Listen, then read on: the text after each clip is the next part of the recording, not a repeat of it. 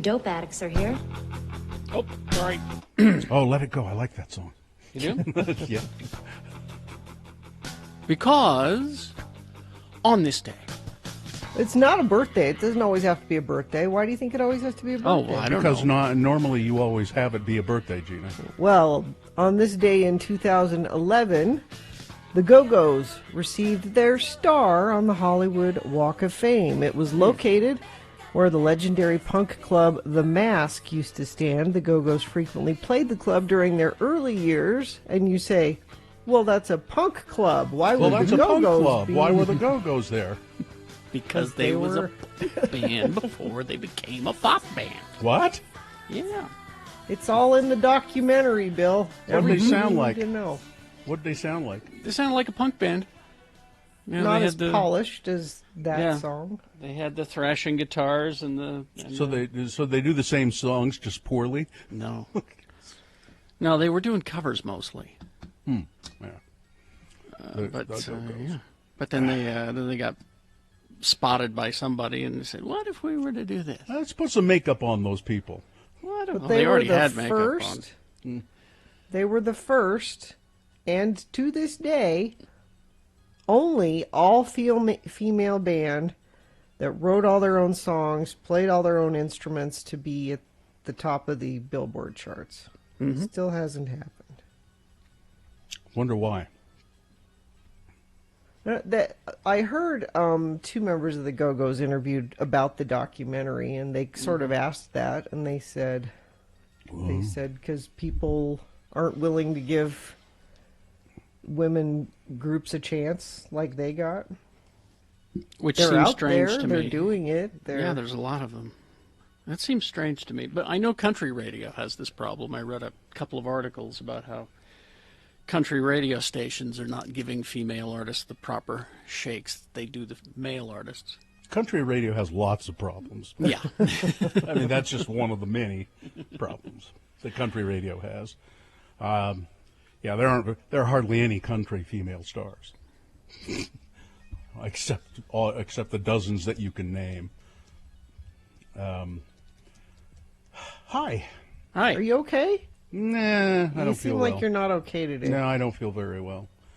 But I'm sort of plotting my retirement because I don't feel well, so I'm plotting my retirement, and I took the first big step to retirement yesterday. What's that? What's the? And I really did. I took a picture of it. But I put it in the mail yesterday. My Publishers Clearinghouse Sweepstakes. There you go. So on August 31st, when they announce the prize, they come to the prize patrol comes to your house with the big check. You know, Ed McMahon comes with the big Well, fake he's dead. check. He's not going to. No, they still bring him. They bring Ed McMahon. They wheel He's him in up. the van. And when they come to my door on the 31st of August, I mean, it says, be ready. It's right here in big letters. If you go to x96.com/live, you can probably see it. It says, do not ignore. Well, Do I'm glad not you didn't ignore. ignore them. And then it says, be ready. And I really did put this in the mail. I'll put a stamp on it and everything. Be ready to be awarded on Monday, August 31st. It will be a day to remember. Don't let it be a day to regret. Now, when the prize patrol comes to your door, but perchance if you're not home, don't worry. They won't just go to the next house down. They won't. Nope. If they come to your house and you're not there, you're still a winner. And I $7,000 a week for the rest of my life. Oh, you could live on that, no problem. Yeah, sure. and it won't be that big an outlay for them because I'm not going to live that much longer. so $7,000 and that's Now, what did you have to do, though, Bill? Nothing. Did you have to buy a magazine? Nope. No. The entry form below puts you in a position to be eligible to become the one and only winner of this $7,000 a week for life super prize. The payout is authorized to begin, you guessed it, August 31st. Be advised, if you're thinking of ignoring this notice, please don't. Millions in prize money has been forfeited by others who didn't respond. With this easy entry, you're absolutely no magazines of any kind, no merchandise to buy. Well, that's what they tell you. We've even included an official reply envelope for you to use. Everything you need for eligibility to win $7,000 a week for life is right here, right now. But don't they put you in a different pile if you get a magazine subscription? There's nothing. No, there's nothing here that even says. But if you'd like to order a magazine subscription, here's your choices. There's nothing like that. So why do they still do this then? My guess is, to be perfectly honest about it, is I am now on a mailing list of some sort, and I thought I would test it out. I put. For my name, I put Ralph William Allred Esquire to see what kind of mail Ralph William Allred Esquire starts now, getting. But Bill, if that is not your real name, your real title, and they try to give you the prize, won't that be something that they can use to deny you the prize? Well, I'm sorry, sir, that's not your. I think you may have just blown it. I think I would have an argument in court, and I think Ed, get ready to do battle if it comes down to it. With Publishers Club. Ed and Wade, I'd like to hire you as well, and I promise we'll give you quite the tag team of lawyers there. Mm-hmm. And we'll get some of the guys from the advocates involved. And sure. Yeah, $7,000 a week. But I'm just wondering, as a business, the Publishers Clearing, do you guys get any magazine subscriptions anymore? I do. I'm still, even though I haven't paid for a couple of years now, I'm still getting Entertainment Weekly, which is monthly. I get a couple of magazines. I get the New Yorker. I get the New Yorker and New York magazine, and those are both once a week. And I get one other, I think. We get National Geographic, but that's it. National Geographic. I've tried over the years to take National Geographic because it seems like something you're supposed to take. Do you know what? It's come in handy. What? Several times. Like killing bugs?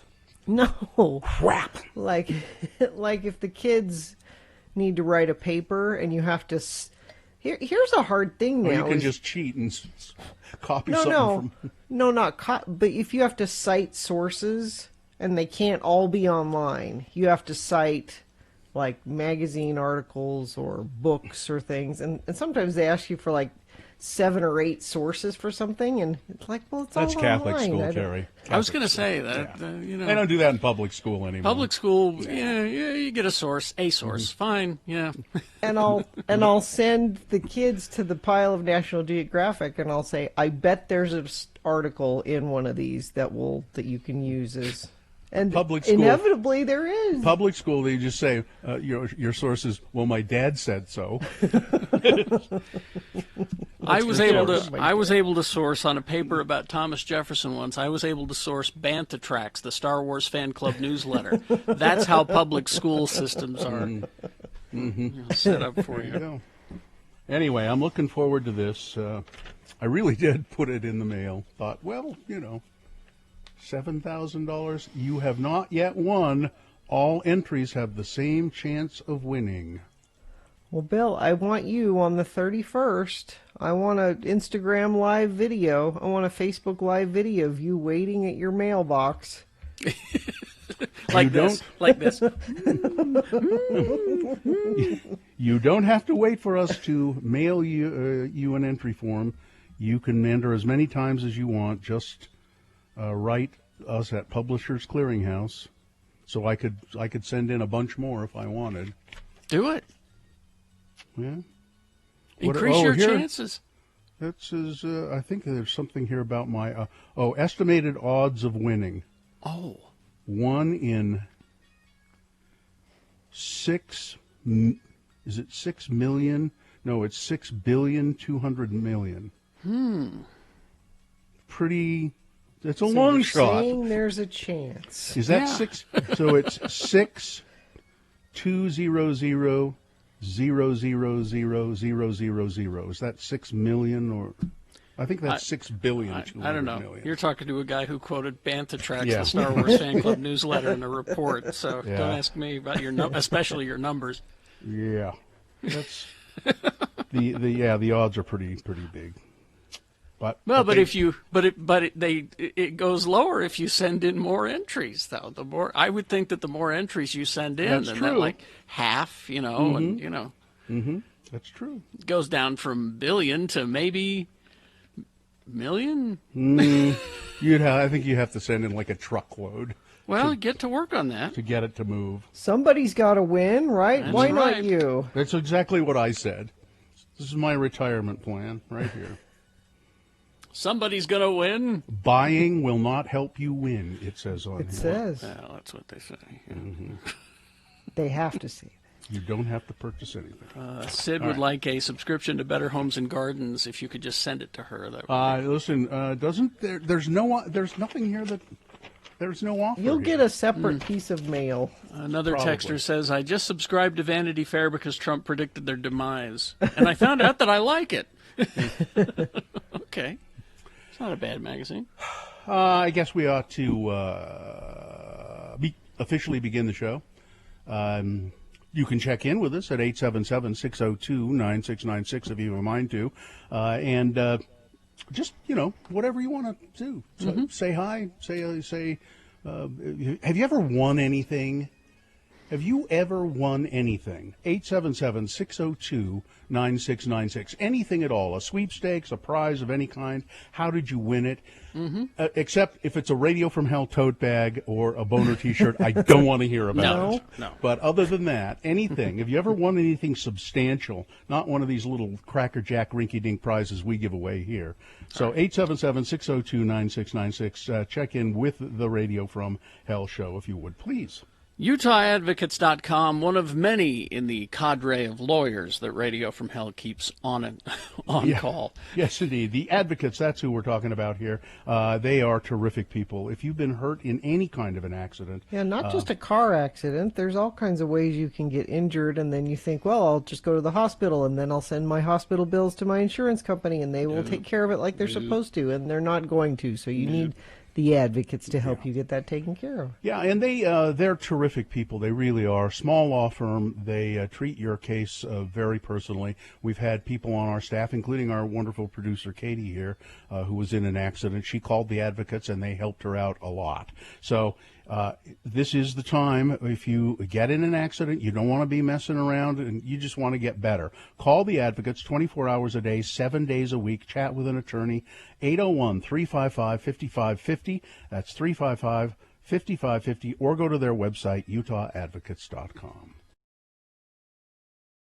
I find this on my desk when I come in this morning. This leaves a bad taste in my mouth as well. Well, it says it's a postcard. Greetings from fabulous Moab, Utah. Fabulous. And it's a postcard from the Poison Spider bicycle shop.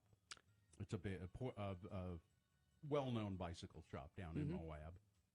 It's got a giant, horrific spider on it chasing a bicyclist through the red rocks of Moab. Looks like one of those old movie posters. Yeah. And then on the back it says Carrie and Bill.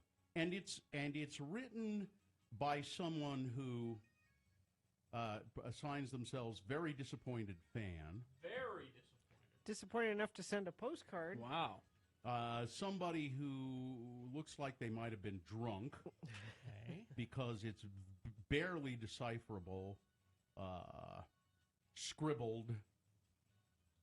Carrie and Bill, although you are entertaining, why do you disrespect and bully Gina Barberi on your show? She is the voice of reason. Voice of reason. Did you hear that? You're now the voice of reason. It's my dad's thing. Intelligent and kind. I guess this is kindness. Kindness. It's. I like it when drunk people stick up for me. Yay. You both behave like Jackanapes. Jackanapes, please. Misogynistic. Oh, misogynists. Gina should something be something Do you want me to try to read it? treated much better as a professional. Thank you, Very- drunk friend of the program. Very disappointed fan. See if that doesn't look like a drunk person wrote it. Or no, you know what? I just changed my mind. It was written by an ancient person, an ancient human being. It's a former Tom Barberi fan who now like Sheena. I am not a crackpot. Oh, I appreciate that. This took effort. Yeah. They had to very old purchase a postcard, buy a stamp. It's a retiree in Moab. Anyone can send an angry email. That takes no effort at all. An angry postcard. This took It's by someone who effort. doesn't know what email is. They're so old, they don't know what email is. I appreciate it. I think you should. It's your old fan in Moab. Moab. I'll take it. Signed old timer in Moab. Well, you should take it. It's great. Can I keep that? I want to keep that. Yeah. It's Gina's fan mail. Okay. What? She gets it from prison and Prison I'll mail. take the fans I can get. And You, the you elderly. go to a show with the fans that you have, Ben not Marsh. the fans that you want. Ben Marsh and the old timer in Moab. I got me a free postcard out of the Poison Spider bicycle shop. And now I'm sending this to those misogynists. Another thing, I am very happy with this. You should be. I will tweet out a picture of my fan. Said, oh, Gina had a couple of glasses of wine and fired off some postcards, huh? right. Yeah, how do we know Moab. that didn't come from Moab? This isn't from Moab. It's a postcard that you got when you were bicycling before you married your husband in Moab. When you came back with chafing. That was just after I got married. right. I was pregnant and I didn't You know. were. Oh yeah. Mm-hmm. That's right. That's right. You were trying to impress your husband. Yes. The one and only time you went biking with your husband. That was it. He now do I recall? You got a new bike. You Yeah. bought a bike. Yep. And that was the only time you rode that bike. Yeah. It doesn't. It's too big for me. Is it still? It's too big. I can't sit on it. My feet don't touch the ground when I sit on it. Then why did you buy a bike that was too I big? didn't. He bought it for me without me, Yeah. thinking I was a statuesque woman. So is it still hanging in the garage? Yes. Just another, Just waiting for his second wife? Yes. just one more bit of evidence that he has no idea who you are. Excuse me. Still His waiting. third wife, yeah. It's hanging there waiting for his third wife. I'm yeah. sorry, his third wife.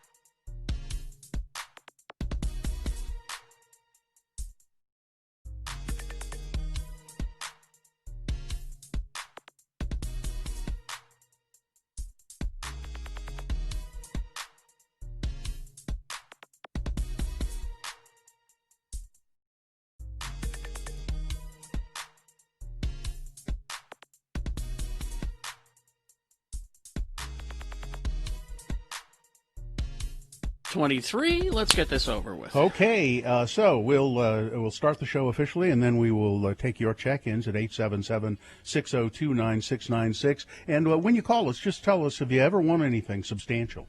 Anything at all. Have you ever won anything? Check in with us at Radio from Hell. Gina? Salt Lake Downtown Farmers Market is now open Saturdays from 8 a.m. to 1 p.m. at Pioneer Park. Recognized as an essential grocery service and economic lifeline for local farmers and producers. Learn more at slcfarmersmarket.org. The moon is in its third quarter. It is, I believe, on the wane. We will have a full moon not until September 1st. The moon right now is 51.9% of full. It will set today at 2:16 p.m. Today being, what is it? Is it Tuesday? Yeah, it is. It's Tuesday. It's the 11th day of August in the year of our Lord Jesus Christ 2020. And this is the Radio from Hell show starring the Lords of Morning Radio, Kerry Jackson, Bill Allred, and Gina Barberi. The executive producer of the Radio from Hell show is Katie for short. She's in the studio in downtown Salt Lake. Kerry, Bill, and Gina, we are broadcasting from our respective homes in this age of COVID. And we have also helping us out in downtown Salt Lake, Skip and also Miriam. Now we go to your check-ins at 877-602-9696, or you can text 33986. Our good friend Dick Clark has checked in. He said, yeah, I won something in 2016. I won a Samsung grand prize at Sundance. It included a new S9 phone, a $2,000 shopping spree, and $500 in cash. I am a god, he says. Have you ever won anything substantial? I don't think I have. Nothing substantial. No. I won a dress shirt one time when I was in high school. A dress shirt? A dress shirt. That's a weird thing to win. Well, no, not if it's being given away by the bailiwick at ZCMI. Oh, well, there you go. It was a drawing at the bailiwick, and I won a dress shirt. The bailiwick, awesome. I think that's the only thing I've ever won. I won a cake at a cakewalk once. Well, you earned that, technically. You didn't That's win true. it. If it was at a cakewalk. But how about you, Carrie? Anything? Nothing significant. When again, it's not even winning. When I opened my first bank account at Zion's Bank in Spanish Fork, they gave me a bronze eagle, coin bank. Yeah, I know. That's which I could have murdered someone with. It was one of those kind of heavy, Yeah, no, that's just a premium. That's not a win. Yeah, so that's not a win. Katie, ever win anything? 877-602-9696 if you ever won anything substantial. Does it count if you're just called up on stage, but you win the opportunity to call your favorite animal onto your arm? Because when I was in preschool, when they did the bird shows at the Hogle Zoo, Yeah, no. that's about it. I got a pin from that. You were more or less a prop in that situation. Yeah, I was cool with it. I got to call an owl out on stage. Somebody says, I won a year's worth of free milk from Cream of Wheat. I bet it's cream of wheat. Cream of Weber, you think? No, Andy, Cream of Wheat. Cream of Wheat cereal. My fiance recently won a kendama on a what? kendama group that he's a part of. in I Facebook. don't even know what that is. Do you guys remember the old wooden ball in a cup toy? Yeah. It's that. Why don't you just say that? Because it's called a kendama now. I don't care. They're Everyone knows fancy. this ball in a cup. Okay. Wait a minute. He's part of a kendama group? On Facebook, yes. On It's Facebook. the newest big thing. There's two No, or it three isn't. main DJs that play with No. them, and yes, No, it it's going to catch on, I promise. The newest big Ball in a thing. cup? Ball in a cup. It's getting there. Okay. Tim the Tree Guy says, I want a tote bag. I'll get it someday. No, I told you this does not count. Let's see. The only thing I've ever won was Randy Travis tickets years ago. Let's see. Why would you want to try to win Randy Travis tickets? Because I wanted to see if he would be drunk at the show. When I was 11, I won a T-shirt from the Cottonwood Mall with a naked lady on it. My mom was not impressed. No, I don't also imagine. learned I was bi when I was 11. Coincidence? A T-shirt made you buy? T-shirt made him bi. Let's go to Mark. Hey, Mark. Good morning. Good morning, Mark. Yeah, I seem to win everything. It's kind of an ongoing joke in my family. Anything that I enter, I win. I won on-field player experience pass with 2 RSL jerseys, front row seats, on-the-field passes. I've won dinner with the Utah Jazz. I won a movie to watch with the Utah Jazz. And when I was at that movie, they did another prize drawing of a basketball signed by the Jazz, which was only given out to one person in the crowd. And I leaned over to my date at the time and I said, "You watch, I'm going to win this." And sure enough, they called my name and I won that. I win things from you guys all the time. I just won the $100 ISA gift card for Father's Day from you guys. I don't know what it is. I just seem to get lucky that way. You're a prize hog. That's what it is. Give somebody else a chance, okay? I'll try. I always say you always miss 100% of the shots you don't take, so I try to intern every time I can. All right. Thanks, Mark. All right, Mark. Thanks. Let's go to Jen really quick. Jen. Hi, Jen. Go ahead. Good morning. What'd you win? I called to let you know that when I was 6 years old, I was, I think, in Alpine or somewhere up there in the mountains, and I won an ice cream eating contest, and I won a family 4-pack of tickets to take the tram up to the top of the mountain. You won an ice cream eating contest. And you got to Yes. take the tram to the top of the mountain. First exciting. one to brain freeze. Sounds like it. Well, that's exciting. Probably was it Bridal Veil Falls, maybe? Probably. I Yeah. don't remember. It was many years ago. An ice cream eating contest. Well, that's great. Wow. Nice. All right. I did win a bubble gum blowing contest once in like 4th grade. It was the last day of school, and they let us have bubble gum, and I blew the biggest bubble, and I won a bag of marbles. I just remembered that. Thank you. Jen. Thank you, Jen. Thank you. Let's see. Somebody in the chat room, my brother won the PM Magazine Red Camaro. Wow, fancy. That's pretty good. Texter, I won the Captain Crunch sweepstakes in the 80s, $100. Ooh. Okay. Well, people are now starting to roll in, and we're out of time. Yeah. So you got to Maybe act that's on an these things, X poll folks. sometime. Yeah, that'll be an X poll. Write that down, Katie. We'll make that an X poll coming up someday. Traffic, Gina, please. Yeah, the Red Line Trax line between Daybreak and Fashion Place Mall will be using a bus bridge. This is due to a freight train that's blocking the rails. Allow extra time if this is part of your commute. I have no accidents to tell you about, so that's a good thing. But what do you have to tell me about, huh?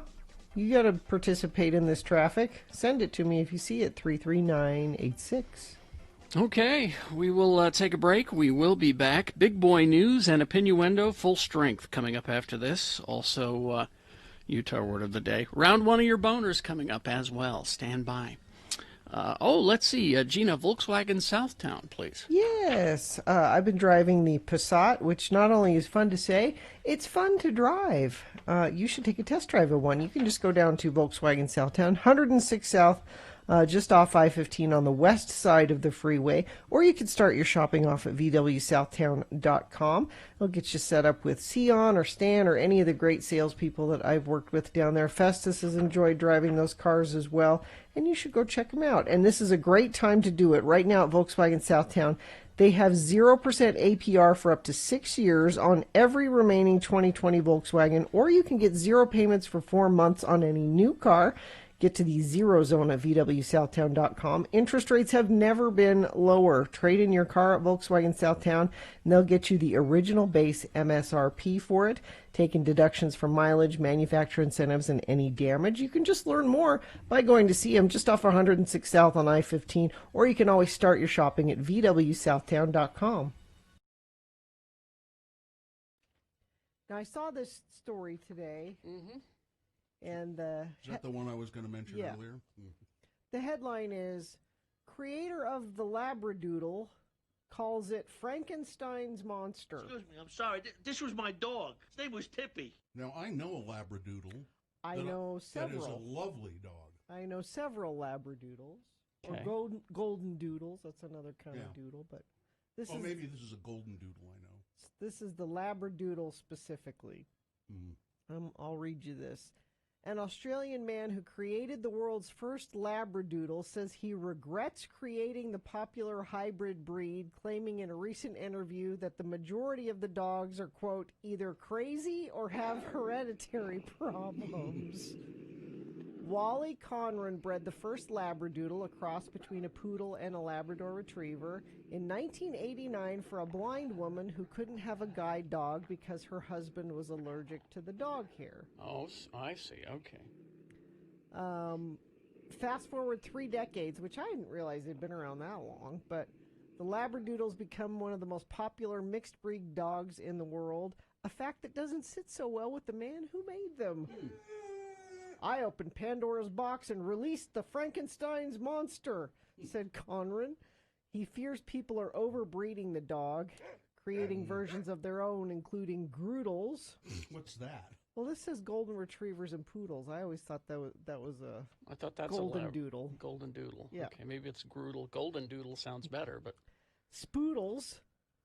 spaniel poodle. Spaniel poodle. Spoodles! I find the biggest majority are crazy or have hereditary problems. I have met some damn nice Labradoodles, but they're few and far between. He spent 3 years trialing more than 30 poodles as guide dogs because their hair was hypoallergenic, but they didn't have the right temperament. They're damn cute dogs. They are.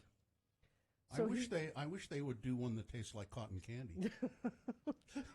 But they're everywhere. They are. Well, and apparently we haven't known that they're crazy. Yeah. Well, the one I know, I don't know him well, but he belongs to Luba and Nome. His name is Leo because he looks like a lion. Is he? So I think he's a golden doodle. Maybe so. He's got floppy ears.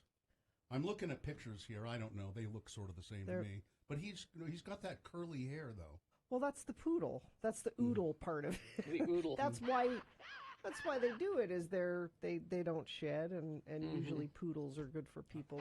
I don't remember which one he is, but he's a very nice dog. But I want to say on the record that I don't go for the doodle. No doodle? No, You don't like the doodles? I have a golden retriever. I have the old school dog. I don't cotton to the mixing of oodles and doodles. Are you a racist? No, You're a I'm racist. This is misogynist. You're a misogynist. That's what you are. You don't believe in mixing of the races. I'm a goldist. Hannah says, Labradoodles are so hyper they chew on everything. My friend's Labradoodle chewed up a medical pill bottle, and their cat ate the pills and died. See, they are crazy. Now, this Labradoodle, I guess he is, Leo, he does like to chew stuff, but they have plenty of chew toys there for him. And he's very well behaved. Ooh, I had a golden doodle and it had a lot of health issues. I had to put it down in the end. So sad. And I think part of the problem is they're overbreeding them now because they're super and you can get the minis. Oh, see, now that's more my The mini. yeah. Lab. I like little dogs. Yeah. Playing God, though. Yep.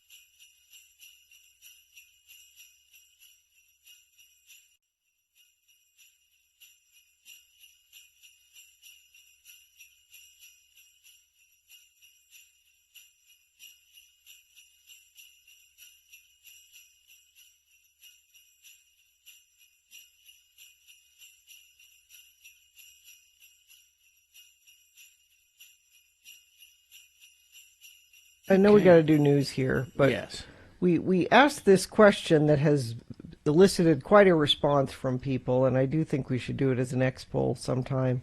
Have you ever won anything? And so people were texting in things, and I just have more questions about this one. Won a trip to Kauai in 1998, 7 nights at the Hyatt Regency, 2 meals per day, decided I'd better propose while scuba diving to a gal pal of many years with the money I saved. It was good times. I've won a bunch of stuff over the years. You just decide to propose to a gal pal? How did that work? Are you still married? Yeah, the story is not you winning this trip. The story is the gal pal. The motivation. Was she just a buddy that you said, heck, let's get married? I want to know that. How'd that work out? Give me an update on that.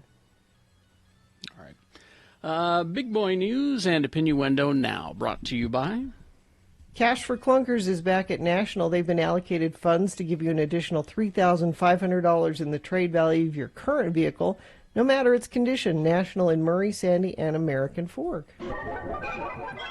Well, I'm looking forward to this. I wish they hadn't put it off for so long, and I wish it was still. I wish it was. I wish I didn't have to wait for so long. Still, the upcoming fourth installment of Fargo, Noah Hawley's anthology series Fargo, which I don't know. Have you watched any of them, Gina? No. They're all really good. They're superior television series. This one will be headlined by Chris Rock. September 27th, they're saying. First 2 episodes directed by Noah Hawley. They will air back to back. They were originally going to be on April 19th. Season 4 of Fargo, of course, delayed by the coronavirus pandemic, shut down production on the show in mid-March. The series is now in pre-production in Chicago, filming on the remaining few episodes of the 11-episode fourth installment slated to resume in late August. Following the 2-hour premiere, Fargo will air 1 new episode every week. It'll be available the next day on FX on Hulu. Rock teased the season's upcoming premiere with a trailer, which I have not watched yet, but it's just... I would anticipate it being just incredibly good because the previous 3 seasons, and they're all different, but they're all kind of intertwined, slightly related, but different series. And then there's this, and I don't know why we want another one of these, but apparently they're going to direct a third Tron, and I just don't know. I'm not sure why they ever did. No, I don't think so, and I'm not. The late Jimmy Martin was. Well, and I think that what's his name, who's going to be in it, was probably clamoring for it. Jared Leto. Yeah, Jared Leto was probably clamoring for it. He's wanted to do a Tron movie for quite some time. The new one they did, Tron Legacy, was. I mean. I don't know why it was okay. I don't know why they did the first one. I'm not sure why they ever did the first one. Because they were trying to strike that Star Wars gold, Bill, at that time. You know, Star Wars was out, and Disney was like, what can we do? We'll do the Black Hole, we'll do Tron, we'll try to do the... good. But the second one, I mean, I thought it was fine, and the music was really good. Daft Punk did the entire soundtrack. Well, that makes sense, yeah. It was quite good. The third Tron film with Jared Leto, and it'll also... I don't care. Vladimir Putin says, well, Russia, we have coronavirus vaccine. No, you don't. Well, who are you to say this? In Russia, we have vaccine. In United States, you have nothing. You haven't in Russia, I give vaccine to my daughter, and I take vaccine here in Russia. You don't believe? What it does yet. You don't believe? Then you stay in your stinking country. Putin announced Tuesday that his country has become the first to approve a coronavirus vaccine and that his own daughter has received the shot. The vaccine is in production, and millions of people, including teachers and frontline healthcare workers, will be given the shot beginning this month, he said. China has already authorized one vaccine for use in its military ahead of definitive data that it is safe and effective. The Russian vaccine was reportedly given to the scientists who developed it, as well as 50 members of the Russian military and a handful of other volunteers. Now, that is true. The scientists who were working on the vaccine said, we believe in vaccine that we develop, and we will take it ourselves. We will be test subjects. So he's testing it on people. He's not. Yeah. Yeah, no, the scientists who developed it said, we will test it on ourselves, and they did. Wow. That was reported a few weeks ago. And Putin said that this morning, for first time in world, the vaccine against coronavirus was registered. He said, my daughter has taken it, I have taken it, and also remember that if any of these people die, it won't be because of the vaccine. It'll be because they fell out of a window. Boy, falling out of windows happens a lot in Russia, doesn't it? It does, doesn't it? Yeah. They need to look into that. Well, I hope that that they did develop a vaccine and that it's effective. That's what I hope. New coronavirus figures here in Utah for the first time since June 9th. Utah reported fewer than 300 new cases of coronavirus, along with 9 new deaths. The Utah Department of Health reported 263 new diagnoses Monday, down from Saturday and Sunday's reports of 376 new cases each. For the past week, Utah has averaged 400 new confirmed cases per day. The Utah Department of Health reported Governor Herbert has said he wants the 7-day average to be below 400 new cases per day by September 1st. So, come on, you can do it. Come on, I want these figures to be accurate, and I think you can do it. Governor, it'd happen faster if you did a mask mandate. Well, you don't have to ask me. You can just go ahead and do it. Well, no, okay. We really like some direction, some leadership here. Well, what I've said is, if you want to wear a mask, you can. But it'd be great if you told people to do it. That would be even better. I've told people that they can follow their conscience. Listen to that still small voice inside. Yeah, you're not. About wearing. Now you notice that I wear a mask. Yeah. So I just want to be accurate about the that. figures. Recognize that I'm being accurate about the figures. Okay. All right. Anyway, that's good news about those, the figures being stable and going down. The test rates, rate of tests with positive results was 8.9% Monday, continuing a decline that began late last week. With that car that went into the Jordan River, flipped and went into the Jordan River. A teenager died Monday. 2 days after police and firefighters dove into the canal of the river to save him and a toddler. Fox 13 quoted Justin Bates' uncle as saying that the 15-year-old escaped the sinking car but then went back into the water to try and save a 2-year-old who was still inside the car. Young Mr. Bates died Monday at Primary Children's Hospital. The city's police and fire chiefs praised their personnel Monday for diving into the Jordan River to retrieve the kids from the submerged car with no thought of personal safety. Officers immediately stripped their gear and attempted a daring rescue of these 2 kids, said Chief Mike Brown. It was dark, the water was cold, but the officers didn't hesitate to come to the aid and work to save lives. I'm proud of them and thankful to bystanders who helped during the incident. The rescue of the 2 children illustrates the dedication of Salt Lake City's public safety employees, said Fire Chief Carl Lieb. Bates' relationship to the other people in the car was not disclosed Monday. About 11 p.m. Saturday, a car driving near Indiana Avenue and DeLong Street didn't navigate a turn and drove into the Jordan River. There was an adult driver and 4 kids in the car. 17, 16, 15, and 2. The driver and the older kids were able to get themselves out, but the toddler was still in the car when it went under the water. Police officers were the first to arrive, according to a news release. They they stripped off all their gear and got into the water. One officer dove in multiple times trying to get through a window, was unable to do it.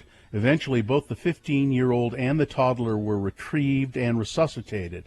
But the 20-year-old driver was going too fast, apparently, and that's why the car went into the water.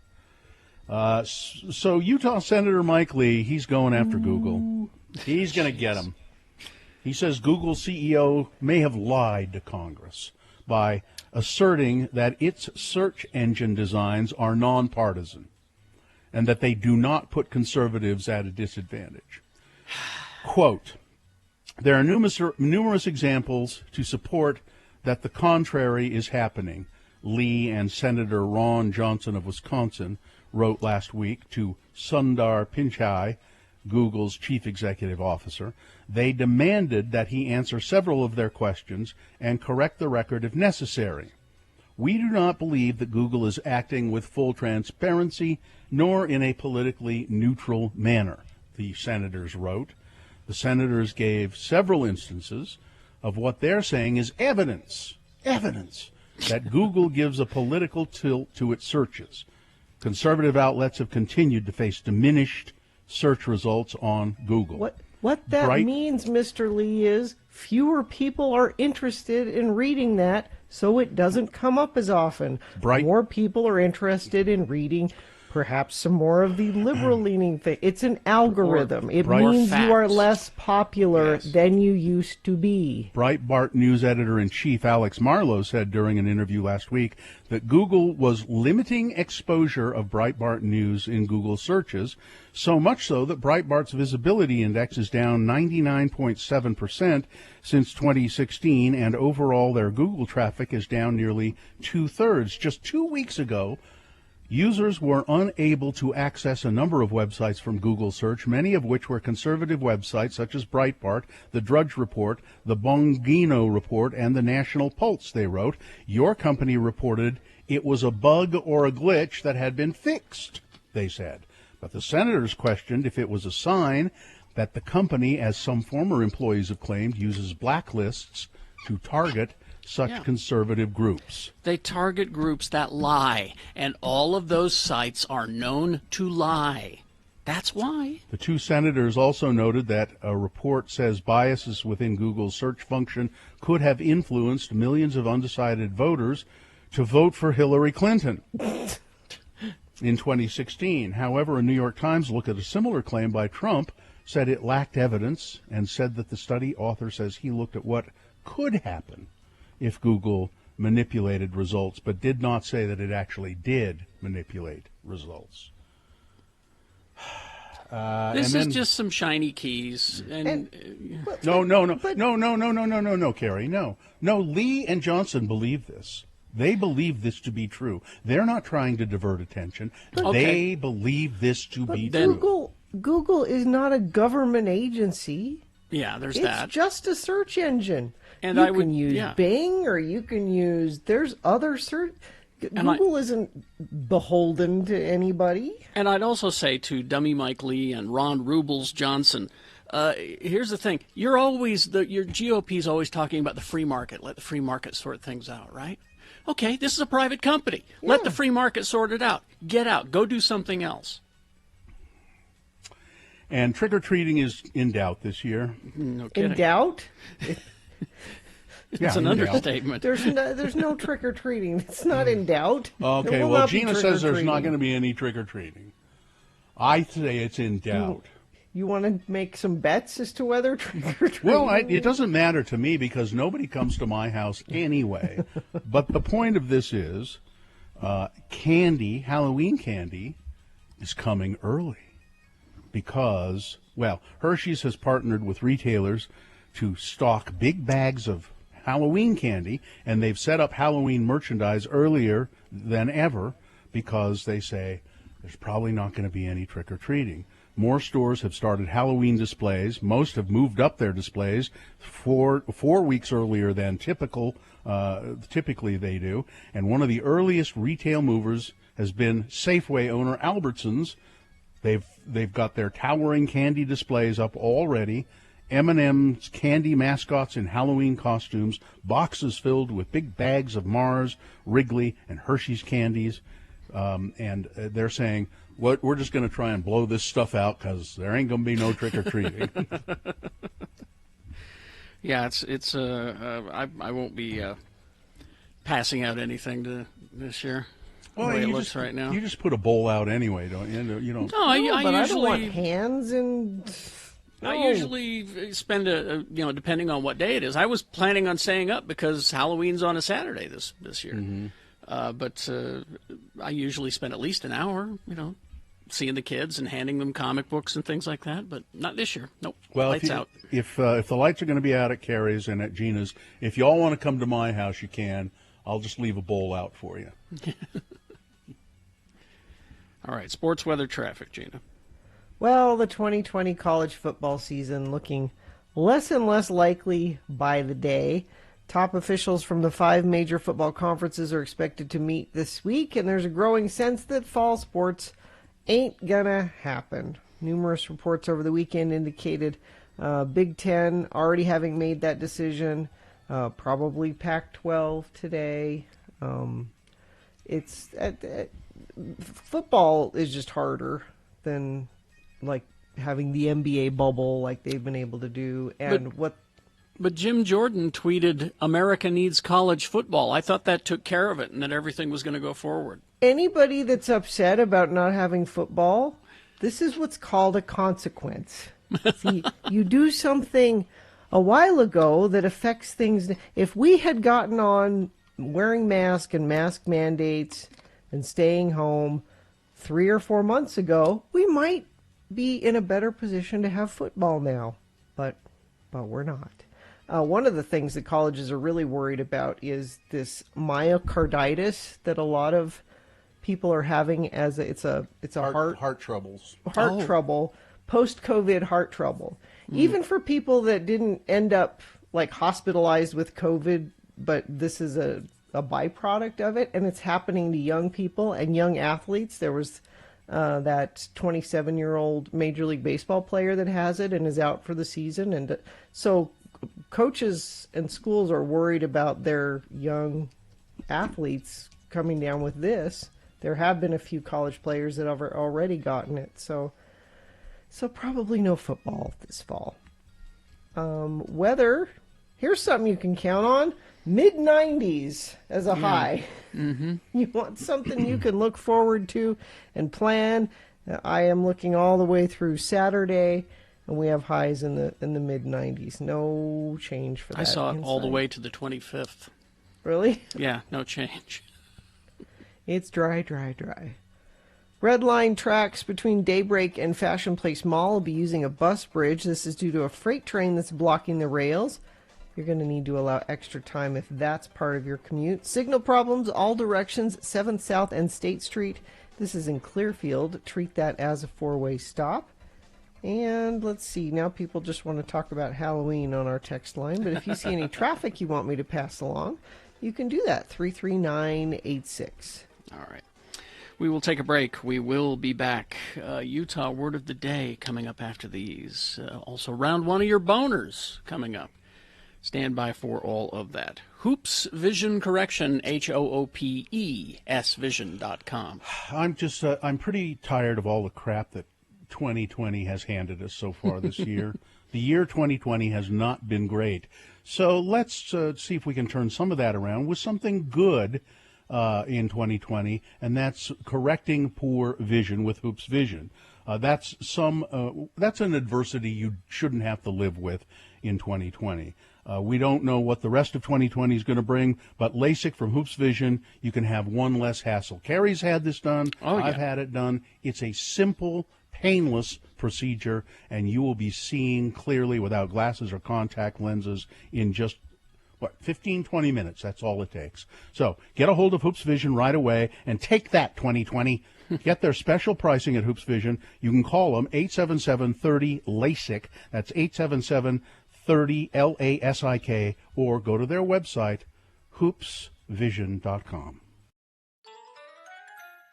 Now, I have a little bit of advice for people for St. Patrick's Day. Okay. I saw this online today, and it says these are clever things that you can do. I bet they're not for your St. Patrick's Day shenanigans.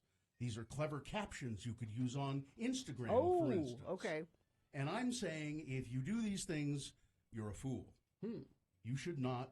Here, St. Patrick's Day captions for friends and loved ones on your Instagram posts. So as you post your stupid Instagram drunken pictures, you should caption them with things like this. I'm not Irish, but kiss me anyway. No. Don't do that. This is clever. These are clever things that people have thought up for you because you're not clever. How about this one? Irish, you were here. Nope. Never. No? Nope. How about this one? Don't use that. About to get lucky. Insert shamrock and wink face emojis. No. Lucky me, I have you. No? I mean, that's just nice. I Irish don't mind whiskey that one. makes me frisky. I do like Irish whiskey. Oh, yeah. How about funny St. Patrick's Day captions for eating, drinking, and being Irish? The leprechaun made me do it. Take a picture. It'll last longer. Picture like as in picture of beer. No, Okay. boo. That is bad. The patty don't start till I walk in. That was kind of funny. It is. It made me laugh. The patty don't start till I walk in. It's a Kesha reference. The party don't start. No, all right. okay. Ready to get shamrocked? No. No. How about, okay, cute St. Patrick's Day captions for babies and kids. Oh, okay. Okay, here we go. I'm telling you, don't use any of these. Little Miss Lucky Charm. So if you put a picture of your yeah. kid This there. is like Instagram stuff. Wee bit of trouble. Oh. My little good luck charm. Yeah. Okay, Irish blessings and proverbs to use for St. All right, Patrick's Day. let's try these. Maybe these. Wind at your back and road racing. May your pockets be and- heavy and your heart be light. May good luck pursue you each morning and night. Well, that's okay. Okay. A little wordy, but Yeah. How about? Now these are all terrible. Yeah. What do you do? What are you doing for St. Patrick's Day? Nothing. I'll be in Oh, Las yeah. Vegas. Oh, that's right. Oh, that's right. Oh, crap. oh my! Oh, Bill, that's a horrible time Did to be in Vegas. You just realized I that? just realized Oh that. no, Oh, this is Now bad. wait a minute. that's almost like being in Mexico on spring break. Yeah, Now, this wait. is bad. Wait a minute. What? St. Yeah, it's St. Sunday. Pat's is Sunday. I'm gonna wait a minute. It's on Sunday, right? Yeah. Yeah. So what exactly am I going to be doing on Sunday? Let me see. this Just is leave bad. your I'm don't gonna leave be- your hotel room. Yeah, don't leave the pool. Sunday, I'm going to be. I'm going to be at the Piff, the Magic Dragon show. It's on Sunday. Yeah. Well, then you might be okay if you're at. I just wouldn't be out on the street. Everybody in the audience is going to be drunk. Yep. Oh, yeah. Really, Oh. really, really Oh drunk. yeah, absolutely. So you should be just No, well, so you fit in. no. I wouldn't. Yeah, don't go to Vegas on St. Patrick's Day New Year's Eve. or New Year's. I know I did New Year's in Las Vegas, and oh man, what a mess! What an No, absolute mess! I mean, I didn't even think about that. I just, oh wow. so Well, maybe you should take one of those cute sayings with you and yeah. use it. kiss me, I'm Irish. Yeah. No. No, No. So I will be sober so that I can fend them off. You take your cudgel. I have one on my I desk. know. Take it. I will. You can beat people away from you as you go through the And, crowd. and I wouldn't be sober if I were you. Otherwise, you wouldn't be able to take. You know, if you're sober, it's going to be worse. Well, I'm just afraid I won't. I'm just afraid if I'm not sober, I will get in a fight. If I'm drunk, I'll get in a fight. Stay in your pool. yeah, don't get in a fight. Yeah, I Don't do that. Because my defense, my I'll just be. Your defenses are down. My defenses are down, and I'll just be. I don't take that kind of crap from anybody. And then I'll get beaten up. Yeah, you're in trouble.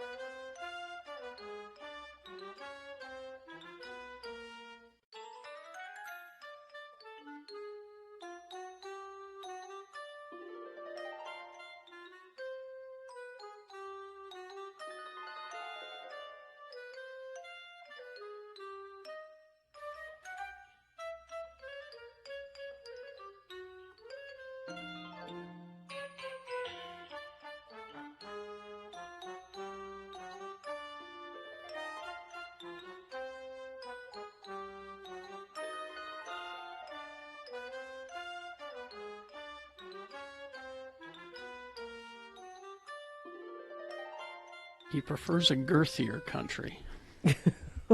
Chile really is a narrow. Chile is too narrow. No, wait, is Chile the long one that runs all the way? I thought that was Argentina. No, it's narrow.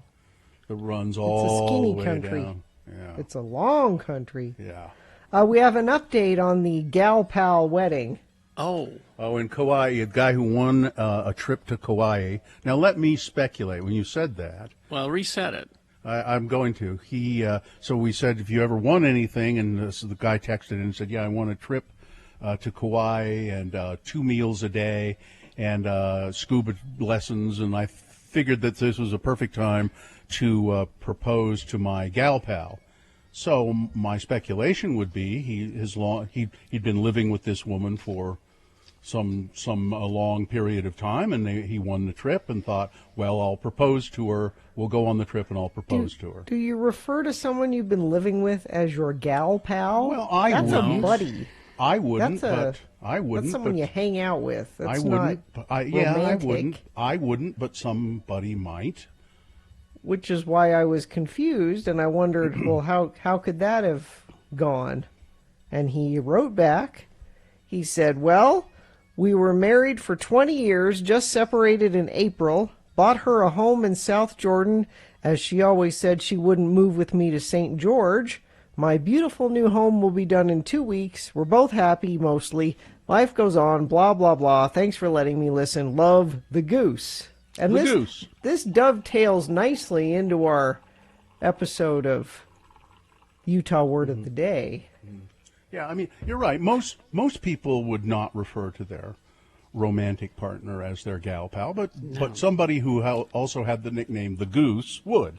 He has a gal pal. Yeah. Well, he'll find a new one down in St. George, where... You think? I'm trying to lead us into this. I don't know why. I don't. Yeah, I mean, it doesn't seem like it's really that necessary. It's like you got somewhere to be. Yeah. Yeah. You want to get on with it? Do you? I thought it was a good lead-in. You do something else then. Well, go ahead. I know. It's just we're just putting off the inevitable. Is all. Gina Barberi thinks she needs to be queen of the segways all of a sudden. I admire it. I admire the effort. Utah Word of the Day. I'm about done with these, by the way. And I think that this script will demonstrate that.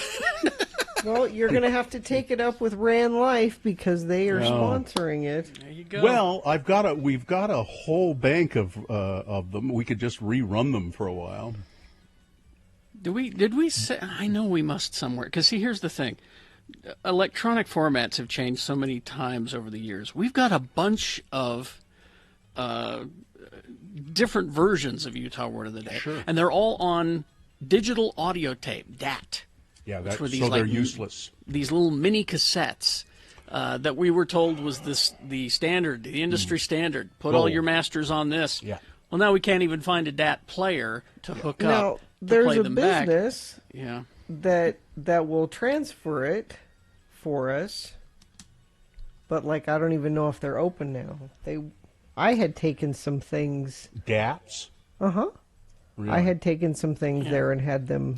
There was a place transferred there was a place on 33rd up here that went out of business just a while ago. They didn't go out of business. They moved down to 9th. Yeah, that's where I went. They moved down to 9th East, and they're on 33rd still, just down on 9th East. But I'm sure they're not open now.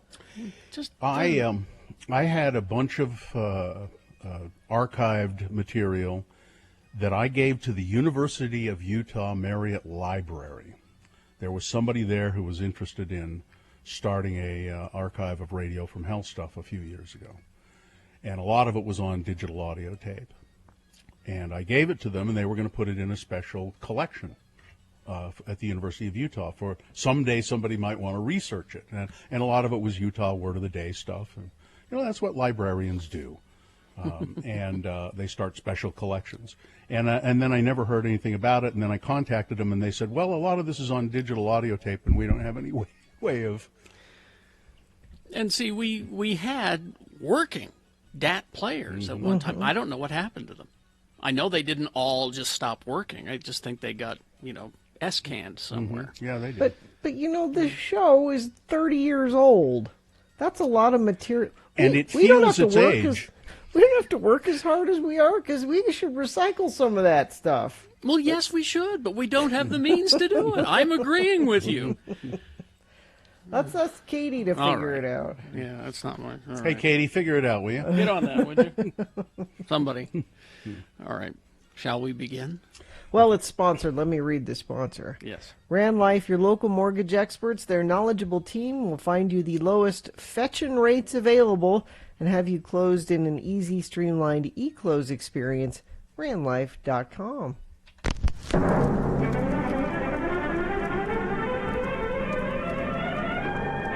It's often said that the people of Utah speak a language all their own. It's a language that's often confusing and even incomprehensible to newcomers here in the Beehive State. So, Radio from Hell presents a handy guide to help everyone understand how the natives speak. It's the Utah word of the day. And today's word is... Well, today, LeVar LeGrand will use several words that are peculiar to one region of Utah, the southern part of the state. This southern Utah dialect has nearly died out, but some of the old-timers around St. George and Hurricane, yes, Hurricane, still speak this way, as do some of the farmers and small-town folk in Little Wayne County, towns like Loa and Teasdale. Here are LeVar and LeGrand with their best impressions of southern Utah speak. Well, howdy do, LeGrand. Hey, where you been the last couple of days? I've been wanting to do some fishing. I thought you might want to come with. Well, sure I would, but I had to go down to St. George for a funeral. My wife's Uncle Grant finally passed, so we had to go to the viewing and the service, and then they buried him out there in the Pine Valley, out in the middle of nowhere. Maud's side of the family is a bit strange. They talk different from us, They do? Well, like how? Well, they don't say St. George. They say St. George. And they don't say, horse, like normal folks do. They say horse. Oh, yeah. My Uncle Prowl and Aunt Lapreel in Loa, they talk that way, too. When I was a little one time Prowl says to me, he says, "Hey there, LeVar, get that horse out of the barn." And I said, "What? Get the what out of the what?" And he said, "If you want to ride the horse, Elmo, he's in the barn, so you'll have to go get him out." The horse out of the barn. Yeah. That's the way Maud's folks talk. Mm-hmm. Her aunt's name is Dorothy, but they all call her Dorothy. And Dorothy was looking simply gorgeous. Gorgeous. That's right. Gorgeous in that orange dress that she had on at the funeral. But the funeral was right nice, and it is so beautiful out there to the Pine Valley. Everyone said that the spirit of the Lord was present for sure. Did y'all go out to eat somewhere after? I mean, that's what we do. Sometimes the ward just brings a bunch of food to the house, but sometimes we just go to the JB's. Yeah. We went out. We went to the Golden Corral. But we couldn't go until Dorothy's husband, George, did some of his chores or chars. Here's exactly what she said. "We'll meet you down to the corral as soon as George throws the horse over the fence some hay." Pretty much how my Wayne County branch talks too. Sure glad we didn't get trapped into that way of talking. People think you're uneducated or just plain weird. Hell, they might even think that you're a plig or something. Yeah. Geez, I don't want folks thinking I got more than one wife. No, sir. Join us again some other time as we examine how the Utah natives speak with the Utah word of the day.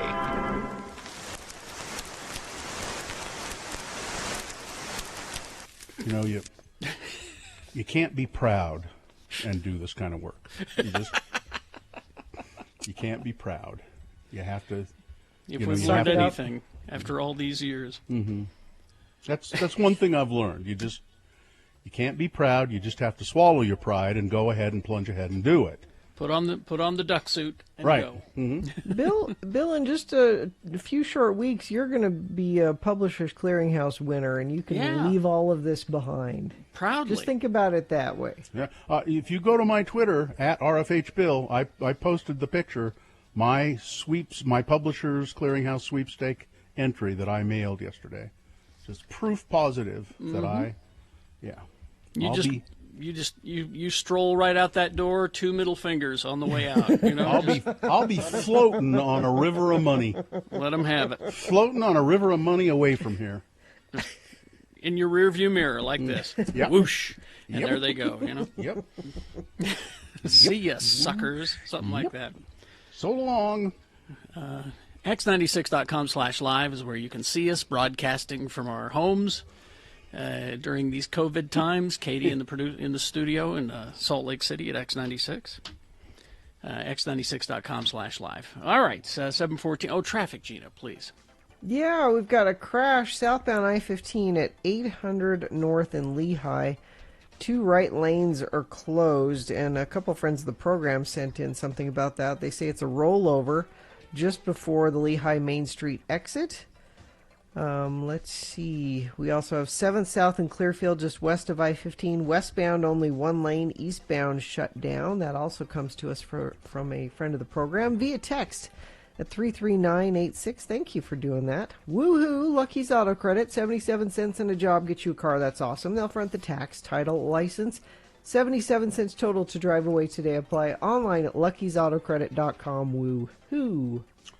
Okay, here we go. Boners round 1 coming up. These are the titles that I have crafted for you. I hope they're sufficient.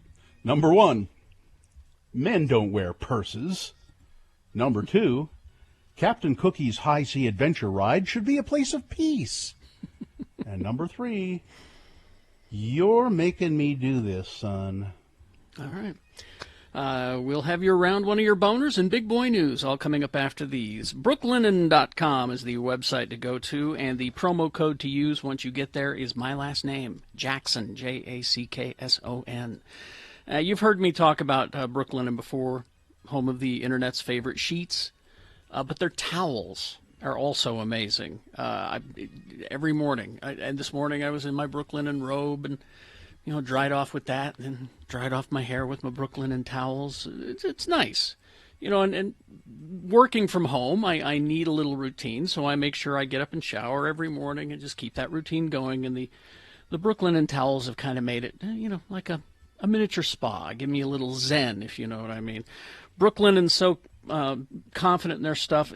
Here's the thing. Brooklinen, the perfect place to find all the comforts of home, including ultra-soft towels. And they are so confident in their product that everything comes with a lifetime warranty. Use the promo code Jackson, my last name, for 10% off your first order at brooklinen.com. That's BROOKLINEN.com. And the promo code Jackson, JACKSON. Brooklinen, everything you need to live your most comfortable life. One thing.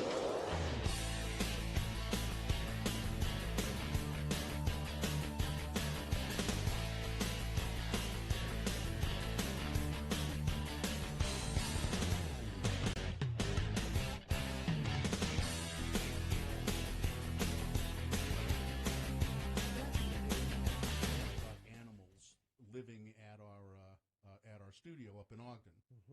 We had Farnsworth, the cat, and Farnsworth just had the run of the place, and there were a lot of mice in the building, so he kept the mice down. And Farnsworth was he was really a great cat for the most part. He was almost jet black. Had a broken tail. Yeah, oh, that's right. He had a crooked tail. Yep. And Farnsworth went missing once around Halloween. And Very nervous. And our owner was certain that the Satanists had got him. Well, sure. You know what? The Satanists have got him. We got to make sure next year we keep him in if we find him. He did turn up, but he was fine. And then I don't know whatever happened to Farnsworth. I think he finally just they don't went live off. forever. Yeah, I think he just finally went off somewhere. And I think once the sale happened, I think Tom took Farnsworth home. oh, did he? Oh, Yeah. maybe you're right. Because I know that the a-hole from El Paso didn't want the cat around. No.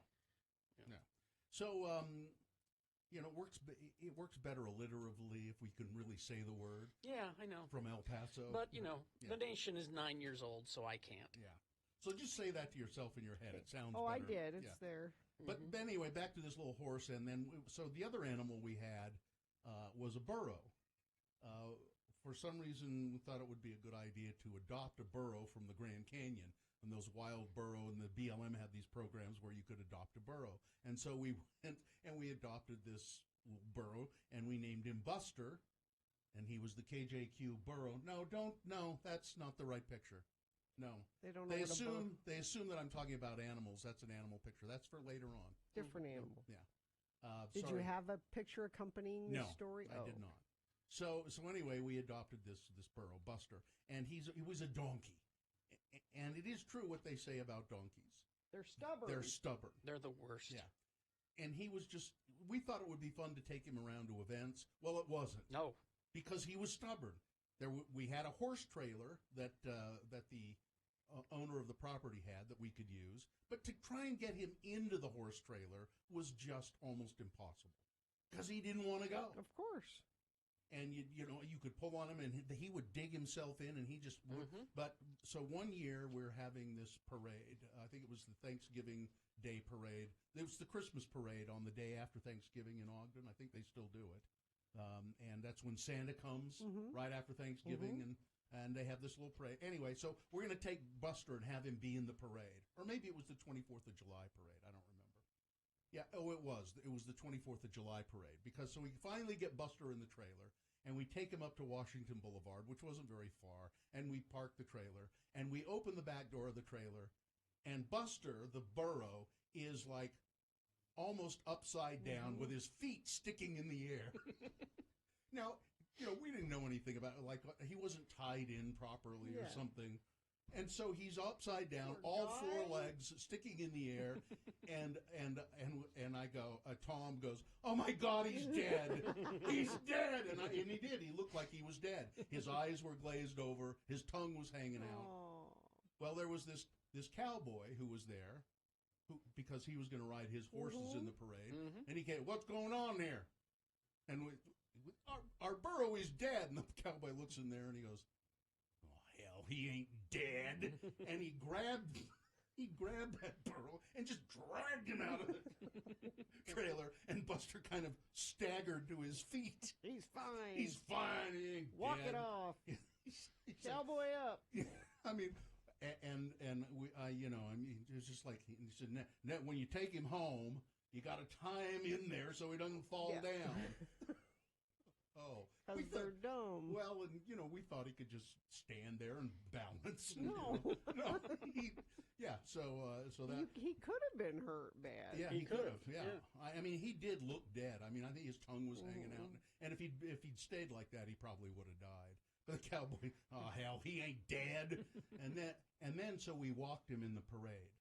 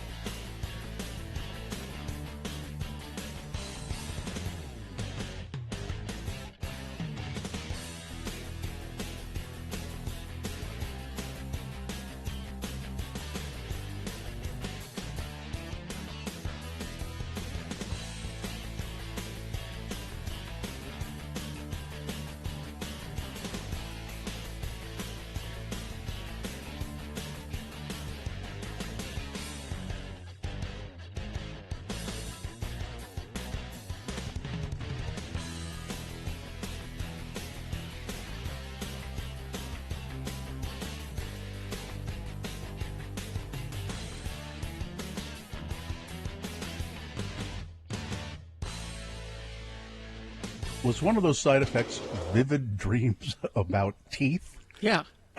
Okay. I hate those dreams. Very specific. I love that. When my teeth are falling out, I hate those. Vivid dreams about teeth. Very specific. All right, so it's time now for round one of your boners. Here we go. 3 news stories. These are examples of bad, stupid, or funny human behavior, and you will decide with your vote. Of these 3 candidates, which one is the worst, which one deserves to go forward to boner fight and possibly become boner of the day. If it wins here, it's not boner of the day yet. It goes forward to the Boner Dome. Round 2 happens at 8:20. 3 different candidates at that point. We get a winner there. We take both of these winners and put them against each other at 9:20 this morning. That's when boner fight happens, and that's when you decide boner of the day. So let's pick the champion for round 1 now. 2 candidates. Here we go. Then a third after the news. Once you've heard all 3, then you'll vote. One of you lucky random boner voters will receive. Well, it's not the Publishers Clearinghouse Sweepstakes, but it is. I can't buy it, gotta win it, Radio from Hell boner t-shirt. Mm-hmm. Here's boner candidate number 1. Men don't wear purses. An Arkansas man is hoping for a policy change at the local casino after he said he was discriminated against at the door. Jordan Kirk says a security guard and supervisor at Oaklawn Casino told him he needed to take his bag back to his car before coming inside, despite multiple women carrying similar bags. Mr. Kirk says when he asked why, he was told because, quote, men don't wear purses. It's a double standard. If you're going to allow it for one person, then you've got to allow it for everybody, said Mr. Kirk. Kirk says he and his husband, well, there's part of the problem, too, I think, at an Arkansas casino. Mr. Kirk says he and his husband were waiting in line to get into the casino Friday night when the argument with security began. I was like, well, she's taking her purse inside, and the lady behind us was taking her purse inside, and she said, well, like, do I need to take my bag to the car, huh? Do I? And the security guy was like, no, purses are allowed, Mr. Kirk said.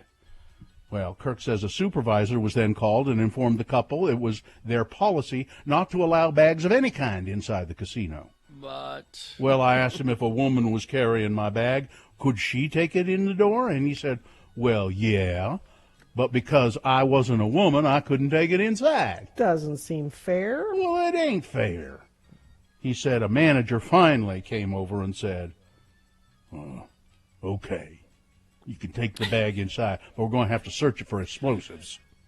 Do they search all the women's No. purses for explosives? No, they do not. No. And I don't care what you call it. They're handy, okay? Call it a satchel if you need to. If your frail masculinity needs to call it something besides a purse. They're handy. Been carrying one for years. Yeah. Almost every woman behind us was like, well, why aren't you searching our bags then if you're going to search his? Listen, So the women were for it. Yeah, look closely. Chewbacca has a purse, okay? Yes. Boner candidate number 1, women don't wear purses. Here's boner candidate number 2. Captain Cookie's high sea adventure ride should be a place of peace. A man reportedly punched a 17-year-old worker in the face at the Sesame Place theme park in Pennsylvania after the employee told him masks are required on the premises. The suspect is still wanted for Sunday's assault at the theme park, located about 30 minutes outside of Philadelphia in Langhorne, Pennsylvania.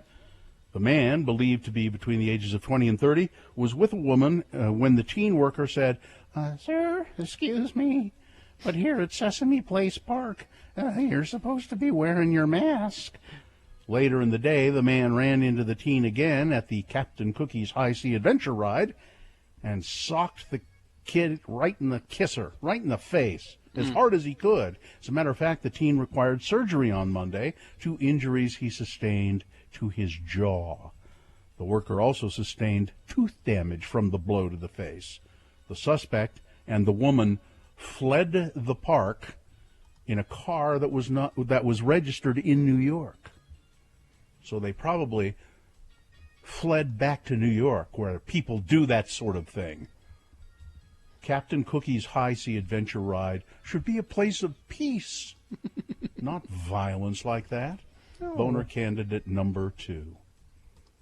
Coming up in a moment. By the way, who is Captain Cookie? Is there a Captain Cookie in Sesame Street anywhere? I'm not familiar with a Captain Cookie. That's just not coming to mind. Yeah. Coming up in a moment, boner candidate number 3. You're making me do this, son. Boner candidate number 3 for round 1 coming up after this. Big Boy News and Opinioendo. Brought to you by... Moochie's would like to thank their loyal customers for supporting their locally owned and operated stores. Moochie's is offering free delivery or pickup within designated areas. Call your local Moochie's to order. Well, yay, but maybe no. HBO is teaming up with Judd Apatow to make a 2-part documentary on George Carlin. Why no? Well, he did one on Gary Shandling, and yay, it was way too long. It was just everything Judd Apatow does is. But see, HBO knows that, and that's why they're doing a 2-part, because they know he can't just do one reasonably length one. You know? I believe the Gary Shandling one was 2 parts as well, as I recall. don't remember. And I couldn't get through this. I don't know why. Anyway, I'll watch it. But I was going to say, I know you'll see a lot of watch. Carlin clips. Yeah. That's worth it. The HBO documentary will feature interviews with Carlin's family and material from his stand-up specials, of which there's a lot. On HBO, born in New York in 1937, Carlin became renowned for his razor-sharp observational comedic style. I heard some comedian being interviewed, I forget who it was, who said it was really interesting. He said, I worked with George Carlin, and he was pretty funny in the early days as stand-up, and then he disappeared. And then he came back, and he was a totally different comedian. It's like he, and I remember that transformation, but the guy, whoever the comedian who was being interviewed said, it's like he went to some planet and then came back, and he was just like this totally different. It was so odd. Because if you see him in his early performing, he's wearing a suit and a jacket and a tie, straight short ahead hair, comedian kind of straight thing. ahead, very basic kind of comedian, and then went and reinvented himself. Was it LSD? It was LSD, wasn't it? Well, probably. Find out in the documentary. Wonderful wino. He did. He was the hippy dippy weatherman. He made fun of. He was somebody. The hippie. I forget the name of the character. But he was somebody, the hippy-dippy weatherman, and he made fun of stoned people, and and then he went and got stoned and came back and did different stuff. Let's see. Okay, let's move on to this. This is just 32-year-old man in Salt Lake threw a 3-year-old kid into the pond at Liberty Park. Ew! What the hell? Jeremy Olivia, arrested on charges of child abuse, assault, and failing to stop at the command of an officer. Olivia tried to punch a man and missed, so he threw him into the pond, one police officer wrote about the incident. Afterward, the suspect picked up the victim's niece and threw her into the pond as well. Jeez. The toddler was completely submerged underwater for a short period of time. The suspect took off and headed westbound out of the park. Police finally caught up with him and booked him into the jail. Any pond is bad, but that pond is so disgusting. There was a man shot near the White House on yesterday, which briefly halted a presidential press briefing. This man ran aggressively toward a Secret Service agent. This is about a block away from the White House. The man claimed to have a weapon, and the Secret Service agent shot him. It turned out he didn't have a weapon. The shooting of the 51-year-old suspect by a federal law officer happened at about 5:50 p.m. Outside the White House on the corner of 17th Street and Pennsylvania Avenue. The suspect approached the officer, told him that he had a weapon. The suspect then turned around, ran aggressively toward the officer, and in a drawing motion withdrew an object from his clothing. The man crouched into a shooter stance as if about to fire. The shooting disrupted President Trump's coronavirus briefing as he was whisked away from the podium by Secret Service agents. Reporters in the now there was never any. The president was never in any danger at all, but they do these things as a precaution. The press briefing room was put into lockdown briefly, but Trump later returned to the briefing and addressed the incident, telling reporters that he wasn't afraid for his safety during the dramatic episode. And then he was able to talk about the 1917 flu pandemic, which probably ended World War II. World War what? Yeah, President Trump got history wrong on multiple counts when he claimed that the 1917 Spanish flu pandemic likely led to the end of World War II, which began more than 2 decades later. The closest thing is in 1917. They say the Great Pandemic. It certainly was a terrible thing where they lost anywhere from 50 to 100 million people. Probably ended the Second World War. All the soldiers got sick, you know. Leading up to that comment, Trump had been praising his administration's response to the coronavirus pandemic that has killed more than 160,000 people in the U.S., claiming without evidence that without his ban on foreign travel, millions more would be dead. And then he incorrectly referred to the year of the 1918 pandemic. Dozens of times, he kept saying 1917, even though his own grandfather, Frederick Trump, died of it in New York in 1918. The Spanish flu pandemic of 1918-19 overlapped with the final months of World War I, which is ostensibly what the president intended to refer to. According to the Centers for Disease Control and Prevention, it was first identified in military personnel in the spring of 1918, before spreading to an estimated 500 million people worldwide. It continued until the following year. The spread was likely exacerbated by the widespread deployment of troops, crowded wartime living conditions, and other effects of the war. Well, see, he keeps saying 1917 because he saw the movie, and he just kind of conflated it there. But I'd just like to take a moment and point out to everyone, what if Joe Biden had said World War II? Well, Joe Biden's impaired. He's mentally impaired. The press would be going completely crazy with it, and this guy every day says something stupid and crazy like this, and the press just goes, "Oh well, that's just him." What if the pandemic happened in Thailand? Thailand. In 1970. If Joe Biden had said Thailand, if Joe Biden had said World War II, the press would be going crazy. Don't give me this liberal media crap. It ended World War II. Is it too much to ask for an intelligent person to be president? I don't think it's too much to ask. No. Go ahead, ask. Could we please have somebody intelligent be the president of the United States? Right now, you have a president that's smarter than any president that's ever been. I'm probably the smartest president, the most cognitively greatest, smartest president that's ever been in the smart president annals of smart history. It's probably I am the smartest. They're going to put me on Mount Rushmore.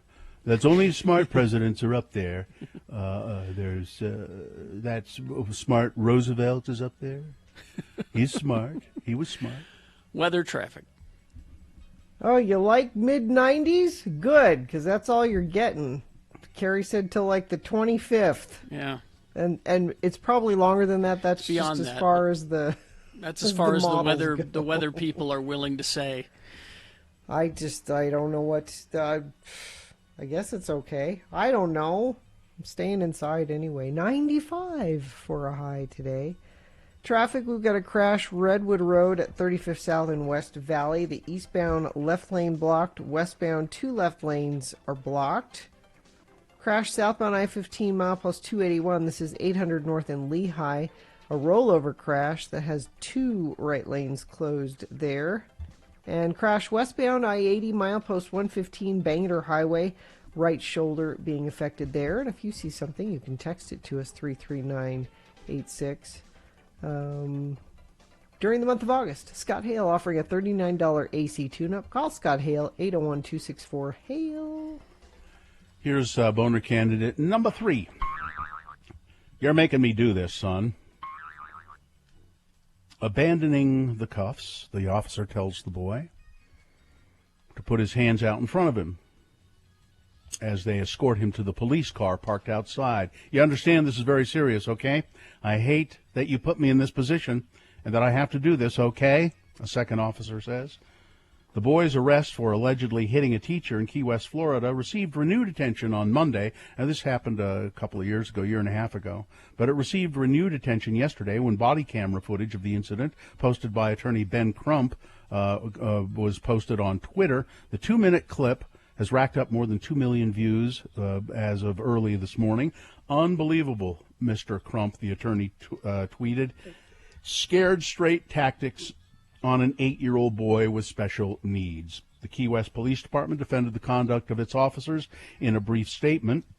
Based on the report, standard operating procedures were followed, they said. Amid mass protests this year, interactions between police and minors have drawn increased scrutiny. And this boy in Key West, who has not been publicly identified because he's a minor, was arrested at a school.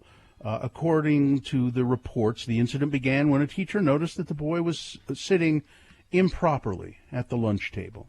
The teacher asked him to sit next to her, and he refused, saying, "Don't put your hands on me." The report said the teacher took the boy on a walk, during which he cursed at her and punched her. He's 8 years old. She then took him to the office where Officer Michael Malgret wrote the report, said that he had his hands clenched into fists and he was postured as if he was ready to fight. It's an 8-year-old kid. But the boy has emotional and behavioral disabilities that were neglected during the incident, and then they start trying to put handcuffs on him, and the handcuffs, he's so little the handcuffs won't fit, and then the cops are saying, you're making us do this. We're taking you to jail. You're making us do this, you know. And then the little kid is crying, and it just, he's 8 years old. He's tiny. Yes, he has issues, but that's not how you deal with them. There are protocols that you use to deal with someone who has special needs, and none of them were followed. Boner candidate number 3, you're making me do this, son. All right, there you go. Let's review the first 2 and vote. Boner candidate number 1, men don't wear purses. An Arkansas man said he was discriminated against at a casino because he wanted to, he had a man purse with him, and there were women allowed into the casino with their purse, but they told him he couldn't come in because, men don't wear purses. Boner candidate number 2, Captain Cookie's high sea adventure ride should be a place of peace. Man punching a Sesame Place worker over mask requirements at the theme park. And boner candidate number 3, you're making me do this, son. Okay. You've got to decide of these 3 candidates which one is the worst, which one deserves to go forward to boner fight and possibly become boner of the day. Because you see, if it wins here, it's not boner of the day yet. It's the winner of round 1. And that's great and all. It has a chance to be boner of the day. Coming up at 8:20, we have round 2. Round 2, we get 3 different candidates. We get a winner there as well. And we take the winner of each round and put them both against each other at 9:20 this morning. That's when boner fight happens, and that's when you will decide boner of the day. So, choose your champion for round 1 wisely. Here we go. 1, 2, or 3. Remember your candidate number, the one that you think should win. Put that number, that single digit, is all we need in the message of a text. And then text that to 33986. Or you can call 877-602-9696. Use your voice to vote. Or go online, x96.com. Look for the box that says Boner Voting August 11, 2020, and vote there.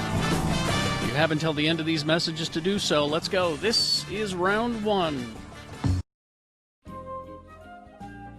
It is the 23rd century. Humans have left the lowly confines of planet Earth and have sought their destiny among the stars. While many things have changed, one constant remains, the need for young men to venture forth and do the work of the Lord.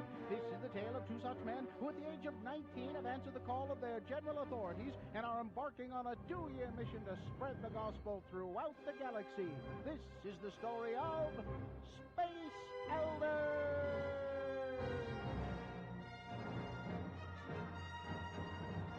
In this episode, we find an old adversary of Butch and Lehigh planning their demise. So, bounty hunter, you will bring me Christiansen? Jabba the Hutt was very fond of his rank. He paid me more for a complete set of missionaries. Christiansen made me look weak in front of the Emperor. Only by turning Christiansen to the dark side will I be able to regain my place by the Emperor's side. One Elder Jensen. Sell him to that slug, Jabba. I have arranged to have the elders meet you on Bespin. There you can ambush them without anyone noticing. If these elders bested you and the Emperor, how do you expect me to transport them back to you? I prefer my elders frozen. There is a carbonite facility on Cloud City. That should make transporting them simple. Have my credits ready. I'll be right back. Here we are, Butch. Cloud City. It sure looks like the holograms they showed us in school. I don't know, Lehigh. I always get nervous when I stand on a city that's floating miles above the surface. Are you sure this is the right place? Zone Leader Hanson said that we're supposed to meet someone here named Lando Calrissian, right here on Bespin. Well, church records on this Calrissian fellow show him to be a gambler, smuggler, womanizer, and a penny stock manipulator. Are you sure this is the guy? Well, maybe he's ready to turn over a new leaf. Oh, I think that's him right there. Hi, and welcome to Cloud City. I'm Lando Calrissian. I run the mining operation here on Bespin. Can I offer you a beverage? Perhaps some malt? I love a malt. Liquor? Oh, no, we don't drink, Mr. Calrissian. I'm Elder Christiansen, and this is Elder Jensen. Hi. We represent the Church of Jesus Christ of Latter-day Saints. You know, the Mormons. Now, our zone leader said that you might be interested in learning more about our religion. Actually, no. We have some common acquaintances. I've made a deal with the Empire. Well, they'll leave me alone if I introduce you to this guy over here. Elders, this is Boba Fett. Boba Fett, Elders Christiansen and Jensen there. Gotta go now. Got a city to run. Bye-bye. Well, Mr. Fett was up. Well, hi, I'm... Hey, I'm all tied up. Cool toy. I need to get me one of those. We could convert more people if we could just tie them up first. Now, Butch, I don't think we would be allowed to hog-tie prospective converts. Excuse me, Mr. Fett, could you untie me now? One down, one to go. Don't push my companion in that hole! Whoa! What have you done to my companion? Is Butch dead?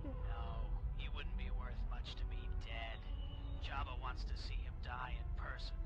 Your companion is frozen in carbonite. Now, if you would be so kind as to throw yourself down in there, we can get on with this. You're going to take us both back to Jabba's palace? No, you have an appointment with Darth Vader and the Emperor. Cousin Darth? Oh, my. Hey, get over here. Sorry about this, Butch, but I need you to do something for me. Don't push me over. Ah! Oh, I guess you weighed more than I thought in this thing, Butch. I'm sorry, Mr. Fat. I hope my companion, who's now frozen in carbonite, wasn't too heavy. Oh, geez, what do I got to do now? I better go for some help. Never leave your companion, Lehigh. Mr. Kenobi? It is the first rule. You must never leave your companion. Obi-Wan, come back. I need some help. Oh, well, I guess I can put you on my luggage rack like this, Butch. Come on, let's go. Will Butch be able to serve out the rest of his mission frozen in carbonite? Can Lehigh really find a big microwave to defrost him in? Will Darth Vader ever get his revenge and once again become the Emperor's favorite lapdog? And where does Boba Fett get all those neat gizmos? Tune in next time to hear Butch say... on the next mind-numbing episode of Space Elders!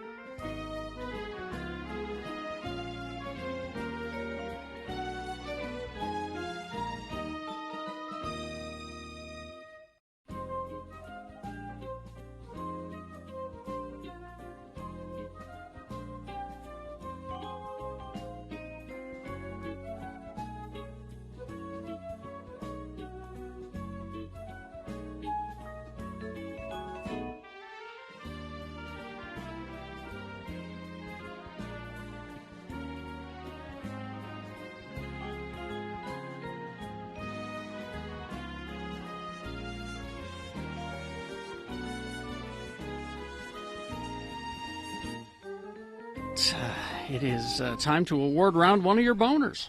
Wow. And it's brought to you in part by, oh, man, what a good salad. Oh, salmon. Memories of a good salad. Salmon salad Niswa. And it's Tuesday. That means it's Taco Tuesday at Diversion Eatery. Get two $2 tacos with chicken, carne asada, carnitas, salmon. There's some more salmon for you, Bill. Or portobello, located at 535 North 3rd West. See the menu at diversioneatery.com. Well, I don't know why we even bothered to have a round of boner voting here. Number one, number two? No, nothing. 12 and 16 votes for you. Number three, 146 votes. Boner candidate number three, walking away with it. You are making me do this. This kid, and this incident happened in 2018. Oh, really? Yeah, and but it's surfaced again because of just the release of the police video. The body cam. Body cam. Thanks, Gina. Body cam video was just released, and I believe in 2018 it was also a boner candidate, as I recall, and won handily back then as well, and deserves to win again. Everybody saw the video on social media all weekend. Yeah. All right, there's your winner of round one. It now goes forward to Boner Fight. Might be Boner of the Day. We'll see how it does up against the winner of round two's voting. Round two at 8:20. Three different candidates. A winner there as well, taking both winners and putting them against each other at 9:20 this morning. That's when you'll decide Boner of the Day with Boner Fight. All right, let's go to Nate from the Utah COVID Task Force. Hi, Nate. How are you? Well, I'll tell you, just going and listening to you guys talk about food just brings back so many memories and just makes me want to just talk about food with you guys instead of this other stuff. Yeah, I know. It's much. Yeah, it's a much more pleasant we used to talk subject. with Nate McDonald about bacon. We used to talk at Z-Tejas more specifically. Yeah. Oh, Z-Tejas, yeah, back in the day. Now, Nate, your phone is kind of breaking up or something a little bit. Is that us or you? I'm not sure. Well, I'm on a landline, but I'll try to remain still and not move the cord at all. I think that's us, I bet. I'll bet it is, us, yeah. Probably. Because we're having those issues. As it started? Okay. Yeah. So, Nate, testing. Let's talk about testing, COVID testing, and the importance of quarantining. Yeah, so this is something that our health officials have expressed just a concern with is, a lot of people are getting tested. If they show any symptoms, they need to go get tested. And the question is after you're tested, what do you do? And really what they're asking people to do and what we need to do is treat it as if you tested positive until you get your test results. There's a 2 to 3 day lag usually, sometimes quicker, but sometimes it's about 2 days where you don't know what the results are. Now, the problem is people don't know if they don't show any symptoms or if they're feeling fine, they go out and about, carry on their merry ways, but then all of a sudden they get a positive test. Yeah. And then the concern is who have they exposed in those few days being positive that they were unaware of. And so really the ask here is if you have any symptoms, go get tested. Once you're tested, treat as if you're positive until you get the confirmation that you are negative. And then if you're negative, all right, and you don't feel any symptoms, you can go about your day and your activities. But that's the important thing is to treat as if you're positive until you know whether or not you are or are not. It's hard to do, and it's hard to do, especially if you live in a family with, you've got other people in the house. It's hard to isolate yourself from them as well. Are there guidelines for doing that? Well, there definitely are, they definitely encourage you to do a few things. The CDC puts out some pointers of, try to, pick a room and, if you have a extra bathroom that you can dedicate as the sick bathroom or, and do your best to try to quarantine, but recognize that, it is tough to do. And so it's almost like it's a household treating it that way, because if you're positive, positive, that means they are exposed as well, and so it's good for everyone in that household to act in a quarantine manner until you get that positive testing or negative testing. Let's quickly talk about resources for people who are having economic impacts because of the pandemic. That $600 stimulus has gone away. I think it's gone away completely. So what are some of the resources people can? So they got to put food on the table. Yeah, and we definitely know that it's hit some people, and the thing we want to get out there though is that the $600 made you ineligible for some other programs, and without having that $600, there are some other programs out there to help you. Within the Department of Workforce Services, you can apply for the SNAP program, which is food assistance, and so before you would not have been eligible for it. So you may be eligible for it now, depending on how much your unemployment check is at the time that you're currently getting. But now there's also potential child care support as we go into school starting up. And some families may need child care assistance, and so you can go get child care assistance, and then housing assistance. Some of the CARES Act money that they're using to pay for rental assistance, one of the stipulations was, well, if you're getting that extra $600, you're getting a full replacement wage. You really shouldn't need additional housing assistance. But with that $600 going away, now the door is open for people who are receiving unemployment to also file or apply for some housing or rental assistance.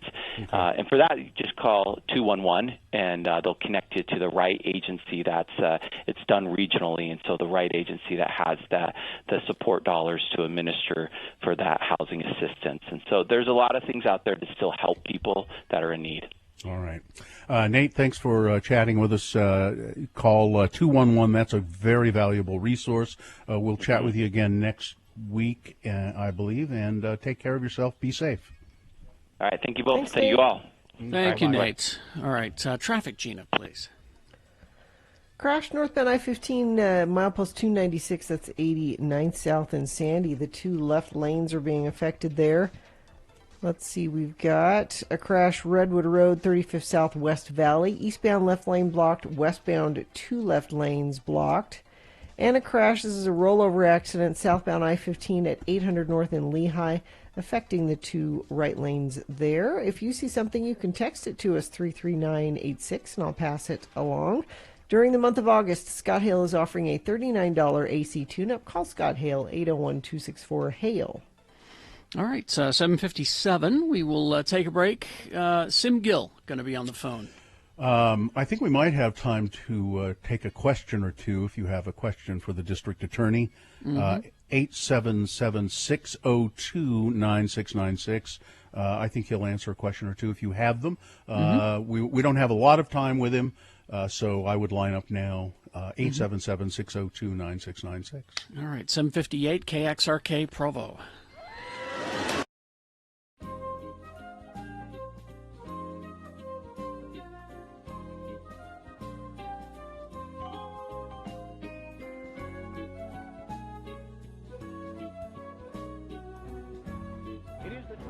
Century. Humans have left the lowly confines of planet Earth and have sought their destiny among the stars. While many things have changed, one constant remains: the need for young men to venture forth and do the work of the Lord. This is the tale of two such men who at the age of 19 have answered the call of their general authorities and are embarking on a 2-year mission to spread the gospel throughout the galaxy. This is the story of Space Elders.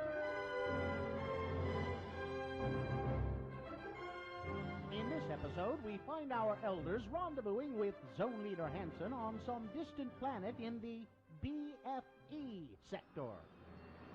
Hey, Butch, what you got there? It's a care package from my folks. My mom means well, but she just doesn't understand the physics involved in sending stuff from home. Well, what you mean? Well, the cookies she sent are fine. They're hard as a rock, just the way I remember them. It's the lime jello with shredded carrots in it that causes problems. Even in Tupperware, this stuff goes bad after a week in hyperspace. Missionaries who have eaten this stuff have been known to develop a form of space madness. Wow. Oh, look, here comes Zone Leader Hansen right now. I have discovered the most incredible object. It allows us to view any period in the history of any planet. We can research early church history. This discovery will allow me to get reassigned back to Earth and leave you two losers far behind. Great. Glad to hear it. What's that have to do with us? Since you weren't having much luck in the field, I figured that you wouldn't mind watching my discovery while I go back to Starbase 182 and file my report. Hey, are you eating while I'm talking to you? Give me that. Sorry. Say, green jello with carrot shavings. I haven't had this since I left home. But sir, I think you ought to know that... Quiet, Lehigh. He's eating. Shut up, the both of you, right now. This jello tastes funny. He's gone mad. He's got space madness. We better go after him. Okay. Hey, what's that thing right there? You mean that natural arch that seems to be showing the History Channel? Yeah, that thing. What is it? I believe that who is it would be a more appropriate question. Was that you that said that, Butch? No. It must have been the natural arch over there. Okay, I'll play. Who are you, and what have you done with Zone Leader Hansen? I am the guardian of forever. Hansen has entered through me into your world's past. Entered through you? Well, I guess we can get back to tracking now, huh, Lehigh? No, we most certainly can't. Huh? We need to get Zone Leader Hansen back and cure his jello-induced space madness. Come on now, Lehigh. He was a little weird before my mom's jello. Are we sure he's sick? Where in our world's history is Hansen now, Guardian? He was asking questions about Mormon history and about lime jello in particular. He entered as I was showing him the Relief Society meeting where sisters first began to experiment with lime jello. Well, if he disturbs that meeting, the timeline of church history could be permanently changed. Let's go, Butch. Will Zone Leader Hansen change church history? Can Butch and Lehigh get him to go before he does? Will the Relief Society let Hansen anywhere near their test kitchen? Tune in next time to hear Relief Society President Mulestein say... I'm at a loss, sisters. We've tried shredded beets, cauliflower, radishes, eggplant, zucchini, and rutabaga. Nothing seems to go with this new lime jello stuff. Excuse me, sister. I think we can help. I don't think we should go against the Prime Directive, Bush. How did you get in here? One wrong move and you'll see the business end of my skillet. Just like the last kid who wandered in here and tried to tell us how to conduct our business. Other kid? Oh, hey, it's Zone Leader Hansen. She's knocked him out cold. Nice going, ma'am. Wish I'd have been here to see it. Tell you what, we'll get him out of your way and you can go back to doing what you were doing. Oh, yeah, and you might want to try shredded carrots. I warned you about meddling. She's got a skillet. Run for it. Run. On the next liposuctioning episode of Space Elders.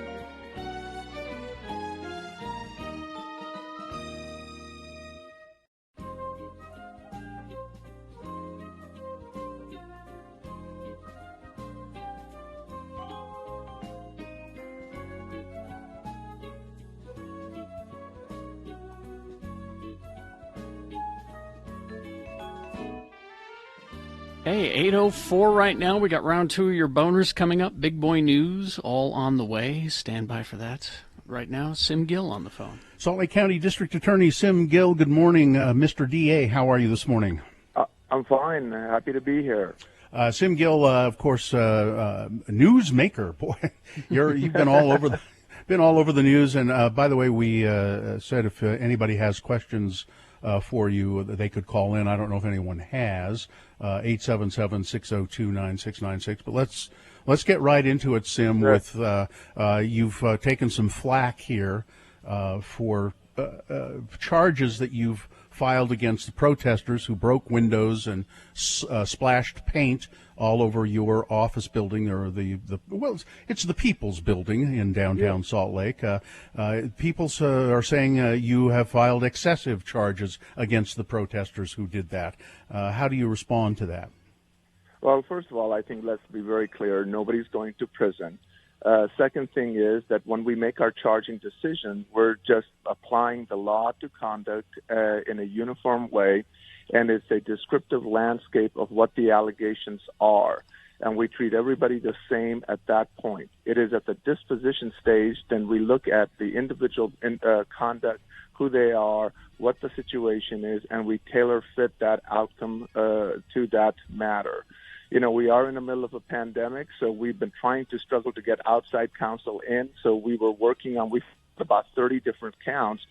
Our screening team used exactly the same criteria, and these particular cases will be handed off to an independent prosecutor who will have complete authority to dispose of them at that disposition stage. So I completely understand how people reacted to that, but that's the way our descriptive reality is. When you commit a crime that has over $5,000 in damages, it's a second-degree felony. If you act in concert with two or more people, it is enhanced by one step, so it makes into a first-degree felony as a classification when you're filing the charges. That is not to say that Black Lives Matter is a gang. It's a group enhancement. That's the way the statute is written. And so I understand the concern, but I can assure everybody that that is just the charging articulation. The dispositions are going to be different. And I can't imagine, unless somebody has some really extensive criminal history, that anybody's going to be going to prison on that. But you did. But you had discretion yourself, didn't you? You didn't have to bring all those charges against them. Well, so here's the policy decision that we've made historically in this office.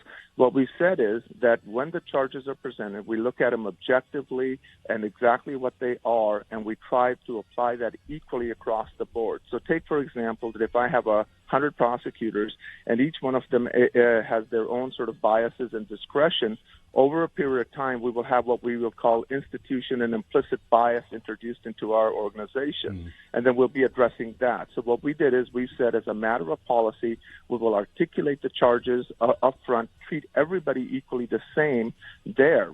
But when it comes to disposition, treating everybody the same there may actually give us unjust outcomes. So, for example, if you're a very rich person and you're a very poor person, and if we say, well, here's the offense, we're just going to everybody gets a $5,000 fine, it is disproportionate to the person who's poor. So we, at the disposition level, tailor fit case by case, individual by individual. Otherwise, then we are blamed for saying we're introducing our own biases into making those charging decisions because we're disproportionately applying them in different ways to different people.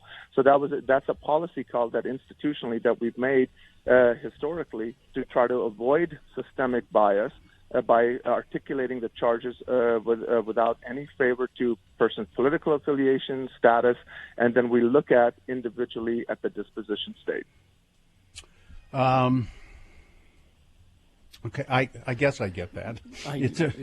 It still seems like an awful lot of ways to go for paint. You know, it just and I get it, and I understand the response that people have, and I completely understand that.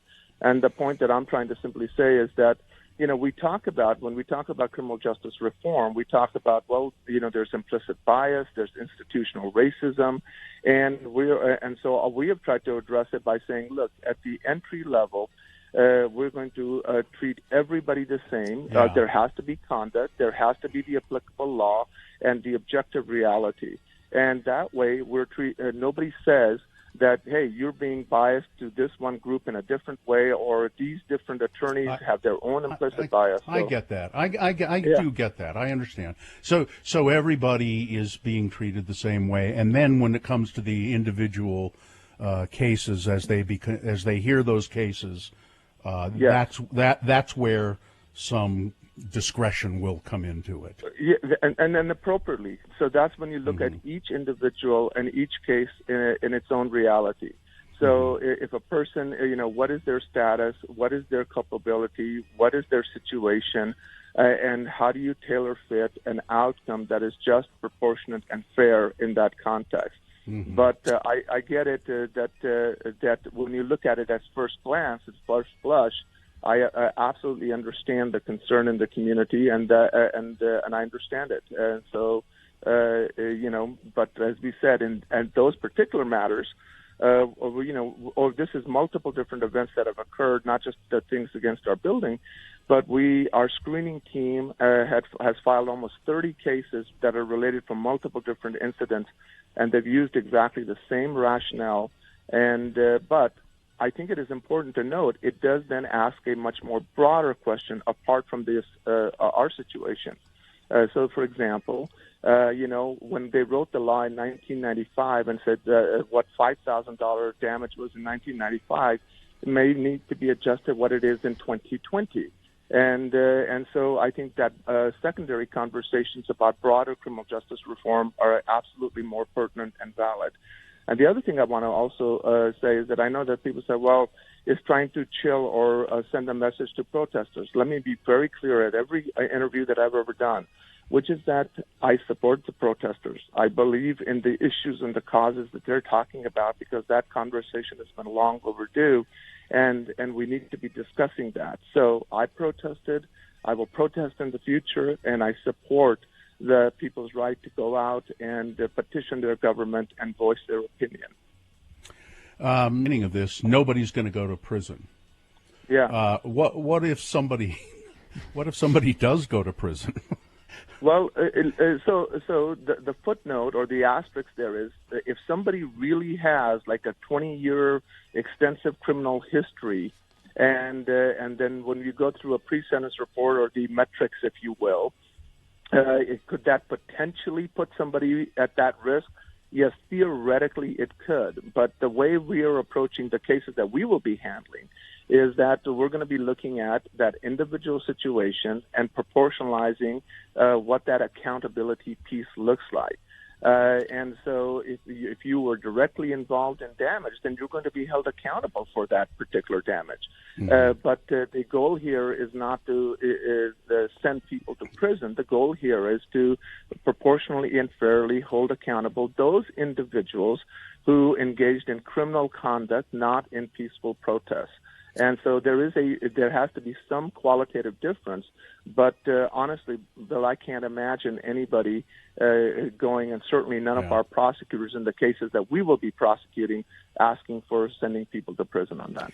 Just quickly, Sim Gill, Salt Lake County District Attorney, Aaron Mendenhall, the mayor, and the police department, Police Chief Brown, have gotten together and come up with some police reforms that they seem to have agreed on. The Salt Lake Police Association, the union for the police officers, doesn't like it. Where does the district attorney stand on? I assume you've looked those over, and where do you stand on this? Yeah, absolutely. Well, if you'll recall, Bill, that my office put out 22 suggested proposals, and many of those that Mayor Mendenhall chose were some of the things that we articulated in that suggestion. So I think that our point was, if you really want meaningful reform, here's the way, as a challenge to our legislators, here's the way you can go about and making substantive changes. And I think you can do that and balance the need for officer safety and transparent and public accountability in situations where it doesn't apply. Now, I understand police unions and so forth, the Fraternal Order of Police, etc., and I'm a union person as a Democrat, but we should be focusing on benefits and salaries, not as a means to obstruct justice. And so there is a balance that needs to be struck there, and I applaud Mayor Mendenhall for stepping up as a matter of policy, right? Because that will impact her city, her policy, and their conduct and interaction with their citizens. The reform package and suggestions we sent to the legislature, what I've said is, as a public prosecutor, we need to make statutory changes so it's not just a policy issue, but a legal standard that is different, and that's the debate we should be having. All right. Sim, thanks a lot. Sim Gill, Salt Lake County District Attorney, thanks for talking with us. We'll do it again, and take care of yourself. Be safe. Best to your family, and we'll chat again. Thank you, sir. Thank you, as always. Bye-bye. Traffic, Gina, please. Yeah, quite a bit of slowage northbound I-15 at milepost 296, 89th south, 2 left lanes closed, and that's causing some big backups if you're trying to get into downtown Salt Lake through there. Crash Redwood Road, 35th south in West Valley, eastbound left lane blocked, westbound 2 left lanes blocked. And we had that earlier accident in Lehigh. I'd love it if a friend of the program could give us an update on that one. You can text it to us at 33986, and I will pass it along, that or anything else you see I think friends of the program need to know about. All right. Let's see. Boners round 2 coming up here. The candidates you'll be considering. Number 1, we can't make you wear a mask, but no PJs for class. Boner candidate number 2, Trump 2020 should never be meant as a joke, because it is no joke. And boner candidate number 3, and in the meantime, the bad guy gets away. All right, round 2 of your boners. Big boy news, all coming up after these. What's happening downtown? Downtown. The Tuesday market. The downtown. Oh, that's right. Yeah, the downtown Tuesday market. Tuesdays starting, let's see, what's today? Oh, it starts today, August 11th. I bet they got tomatoes. Yeah, through September 29th. From 4 p.m. until done. You have a lot of tomatoes, Gary. You ought to maybe see if you'd go sell them at the farmers. I should, actually, now that you mention it. This is at Pioneer Park. You can find out more by going to slcfarmersmarket.org. The Tuesday market is small. It's just a little intimate market focused on fresh produce and locally made food products. This is the perfect market for the downtown. If you're working downtown, swing by on your way home and stroll through for an evening outing. The Tuesday market has simple, convenient parking. It's very relaxed, and it's safe to shop at the downtown farmers market on Tuesdays. For more information about what's being offered, go to slcfarmersmarket.org.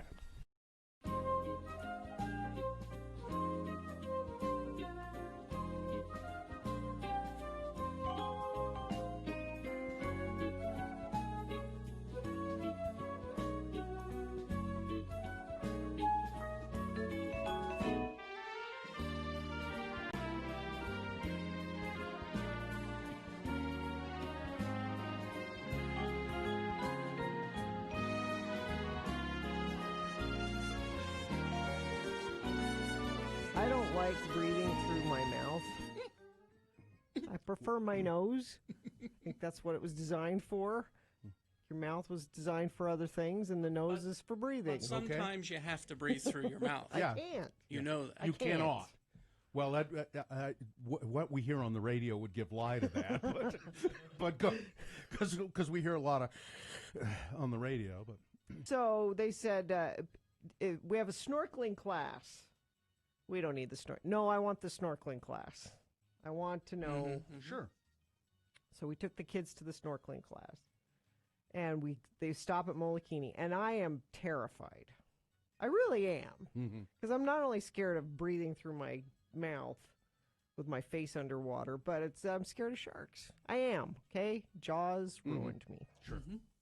And it's just a boat out in the middle of the water, and you're getting off the boat, and it's deep. And it's deep. You can't see the bottom. And they said, "Do you want a noodle?" Yeah, I want a noodle. Give me the noodle. To just hang on to. My kids and my husband, no noodle. No. They just jumped in the water. I took 2 noodles. When I looked around and made sure that everybody that wanted a noodle had a noodle. You weren't the only one. Right. There was an extra noodle. Yeah. Those noodles have been cooked earlier, though. Yes. And so we're out in the water, and the guy at the snorkel class said, "Don't put the mouthpiece in until you're ready. You can just put the goggles on and get used to the water, and then put it in."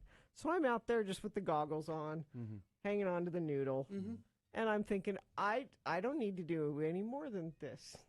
Nobody needs to know if I'm actually snorkeling or not. My kids are snorkeling, my husband's snorkeling. But then they have a underwater cameraman come out. He comes over to your group. He's like, get your group together and go under, and I'll take a picture under the water.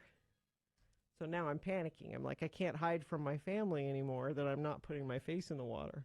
Because camera guy wants underwater picture. And, of course, you have to do that. Well, you couldn't just say to your family, I really can't do this. No. And I didn't want Joe to know I wasn't snorkeling. Because he's off snorkeling. He's not looking at me. I'm like, okay, I can totally do this. All right. Put the mouthpiece in, stick my face in, underwater camera guy's there. And I'm like, is he done yet? Is he done yet? Is he done yet? Because you're not breathing? No. You're just holding your breath? Because even though you can breathe through the snorkel apparatus. I can't, though. Yeah, you can. But I did it. I put my face in the water for the picture, and that was it. So as far as I'm concerned, I snorkeled. No. Didn't see any fish. No. Nothing. No. I floated around on the noodle. I put my face in the water. But I'm telling you, if the camera guy hadn't harassed me into putting my face in the water, I wouldn't have.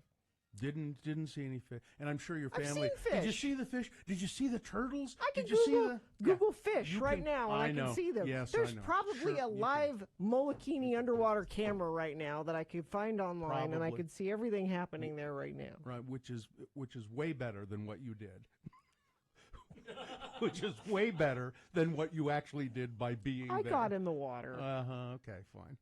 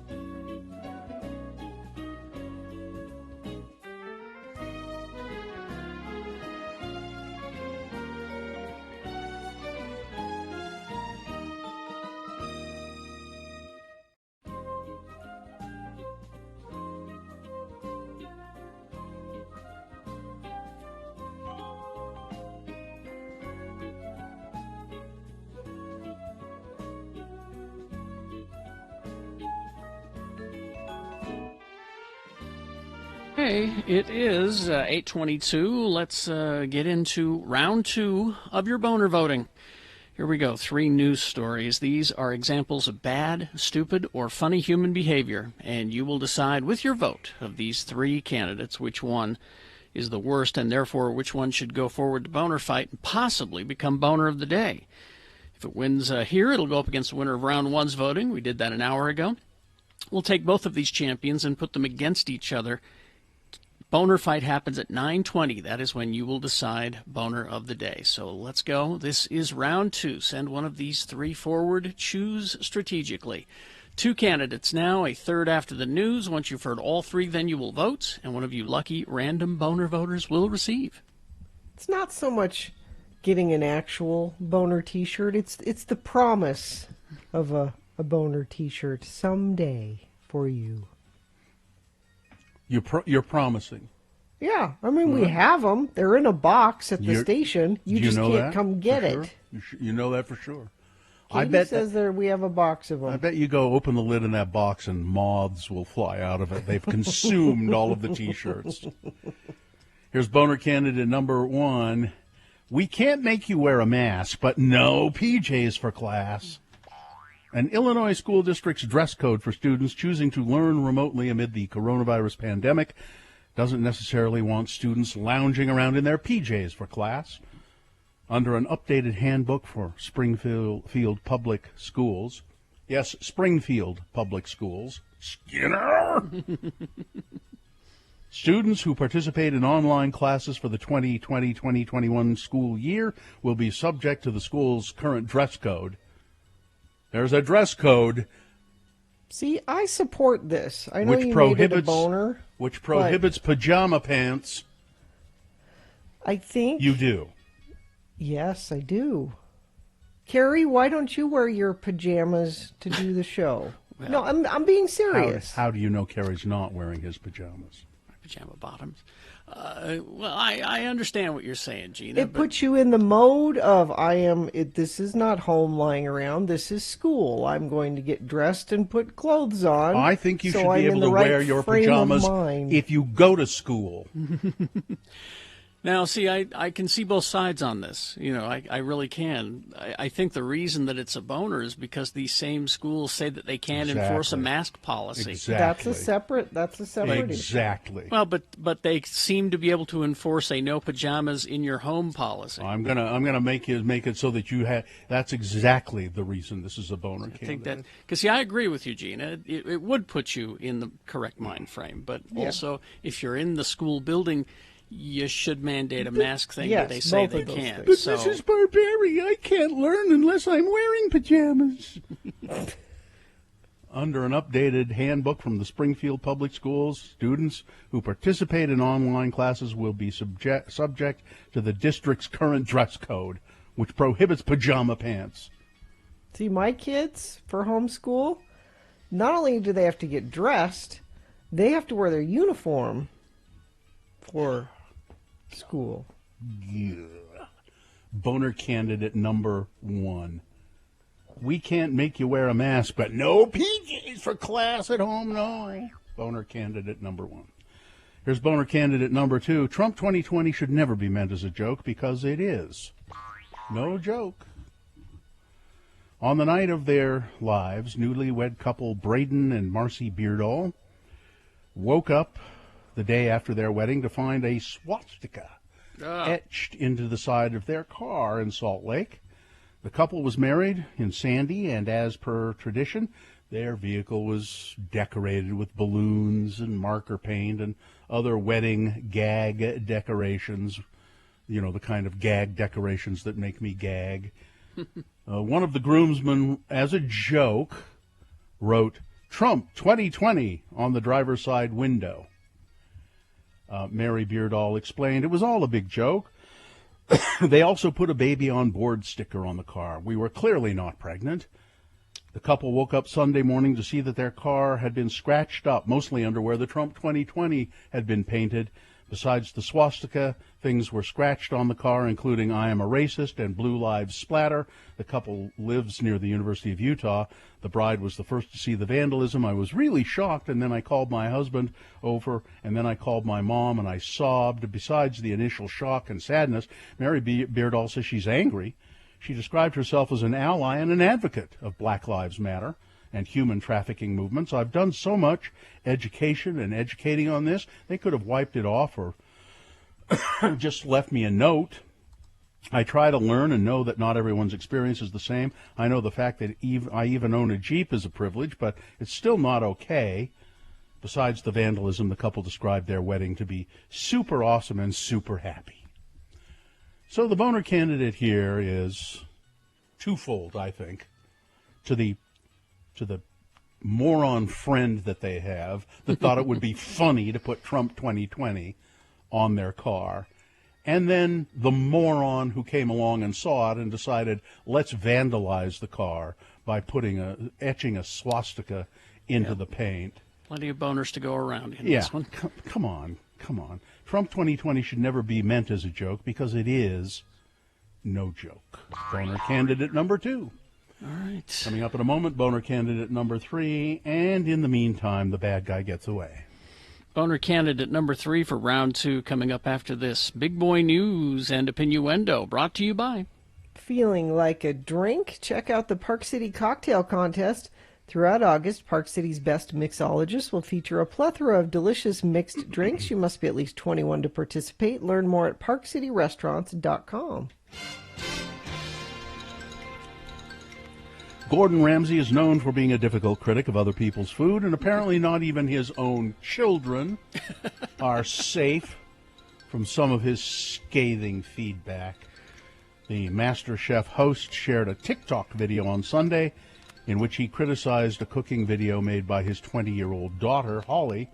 In the clip, Holly whipped up a potato gnocchi, using a Gordon Ramsay restaurant's recipe, of course, and began by salting a pot of water that held a few unpeeled potatoes. "What are you doing, young lady?" Gordon asked as his daughter began cooking. "Peel the potatoes. Come on, really?" When Holly attempted to mash the potatoes, her father got even angrier. "Stop it!" I don't think he called her a donkey, but he should have. "Why are you mashing? Because they're not cooked properly." As Holly cut some gnocchi pieces and sautéed some onions and mushrooms for her dish, the celebrity chef kept the critique coming. "Young lady, you should know better. Shame on you, Holly," he kept yelling at her. My favorite thing yesterday was Wolfgang Van Halen was in the kitchen with his mom, Valerie Bertinelli, and he took a video of her cooking. And he said, "Ladies and gentlemen, this is my mother. You know, the one who's won 2 Emmys for her own cooking show," which she has. Yeah. And it was a video of her burning the onion rings. And she was not happy that he was showing the world that she burned her onion rings. So it can go both ways, Gordon Ramsay. You were really on a quest for onion rings yesterday, weren't you? I had onion rings on the brain. Did you find them? I had onion rings yesterday. How did you have onion rings yesterday? I went to Moochie's and got some curbside takeout. There you go. And how were they? They were good. On the first day of a 6-week military training in Georgia, Utah County Commissioner Tanner Ainge injured himself, posting a picture on social media of a bloody gash on his chin. Day 1 of training in Fort Benning, only allowed to leave the room today for COVID-19 testing, then return to quarantine while awaiting results, Tanner posted. "Instead, I stepped into a 2-foot hole encased with a jagged PVC. Genius. Welcome to the U.S. Army." In May, the 36-year-old attorney was sworn into the Utah National Guard as a member of the Judge Advocate General Corps to represent the Army and soldiers in military legal matters. Mr. Ainge will participate in the training at Fort Benning until September 18. Senior policy advisor at Utah County, Ezra Nair. Yes, there is a senior policy advisor in Utah County named Ezra Nair. Said that Ainge had his wound cleaned and stitched and should be able to complete his training. And the Utah County Commissioner was lucky, Ezra Nair said. Because of quarantine protocols, there was already some planned time where there would not be any intense physical training. For the second time in just over a week, a teenager has been shot while during an illegal street racing event here in Salt Lake. During a similar race, police are trying to put a stop to this stuff. During the weekdays, the area around 3150 West and 9th South, a busy industrial part of town. During the weeknights, though, it's desolate, and that's when people come out to race. In the most recent event, the teen was shot in the chest but drove himself to the hospital in West Valley, admitted in serious condition. Salt Lake officers said it's similar to an incident that happened August 2nd, about the same place. Again, a juvenile involved in a shooting of some sort. Police weren't called until after the fact. And again, so they're getting together and, continental drift, baby. They're doing the, what's the... Not continental drift, Tokyo drift. Tokyo drift. It's the car Tokyo thing. drift. Tokyo drift, yeah. Tokyo drift. So they're... Continental drift. Yeah, God, I'm so stupid. Continental drift. God, Bill, you're dumb. And anyway, they're doing the street racing, like the kids do. They're playing chicken out there. That's what they're doing. Let's see. This is pretty bizarre. A Midway woman thanking her local search and rescue people. They dedicated their own time, and they found her diamond ring at the bottom of Deer Creek Reservoir. Here it is, Lindsay Bowen said as she held up her left hand. To have it on my finger again felt good. I was so shocked I kind of counted it as a loss, if anything. We were just grabbing at straws trying to find it. Bowen and her family were playing on a floating obstacle course at Deer Creek Reservoir. We were just out there playing, and it slipped off my finger, and probably 10, 15, 20 feet into to the bottom of the reservoir. She said, somebody will find it and take it at some point. I've had the ring for 18 years. It was my grandmother's. She and her husband made multiple attempts to retrieve the ring, but she says, if anyone has equipment and can go dive down and find it, I'll give you $100. Well, Wasatch County Search and Rescue's dive team saw the post, said, well, let's go see if we can find it, and they did. They searched for 2 hours, dove on their own time, and they finally found the diamond ring at the bottom of the reservoir, which is pretty unusual. That is. They're damn lucky that they were able to find it. Yep. Sports weather traffic. Well, for sports, I don't know if you're going to have football. College football, anyway, that is. 2020 college football season is looking less likely by the day to begin on time. Top officials from 5 major football conferences are expected to meet this week, and there's growing sense that fall sports will be canceled. Oh, no, Gina, I just read the president's tweet. It's going to happen because he tweeted, start college football. So that means it's going to happen. He put an exclamation point on it, too. Oh, yeah. And people that are upset about this, no, we need our football. See, this is called a consequence. If you had done more back in April, March about mask wearing and staying home and washing your hands, see, that would have made it more likely that your football would be happening now. So if you want football to maybe happen in spring, which is what they're talking about, now don't bitch about wearing your mask at the store and wash your hands. That doesn't sound like sports, but that was sports. Weather, I have historical weather for you. You know what today is? Mm-mm. Today is the anniversary, 21 years ago, of what? Can you think of what it was? 21 years Weather event 21 years ago on this day. The tornado? Tornado? The tornado. Ah, yes.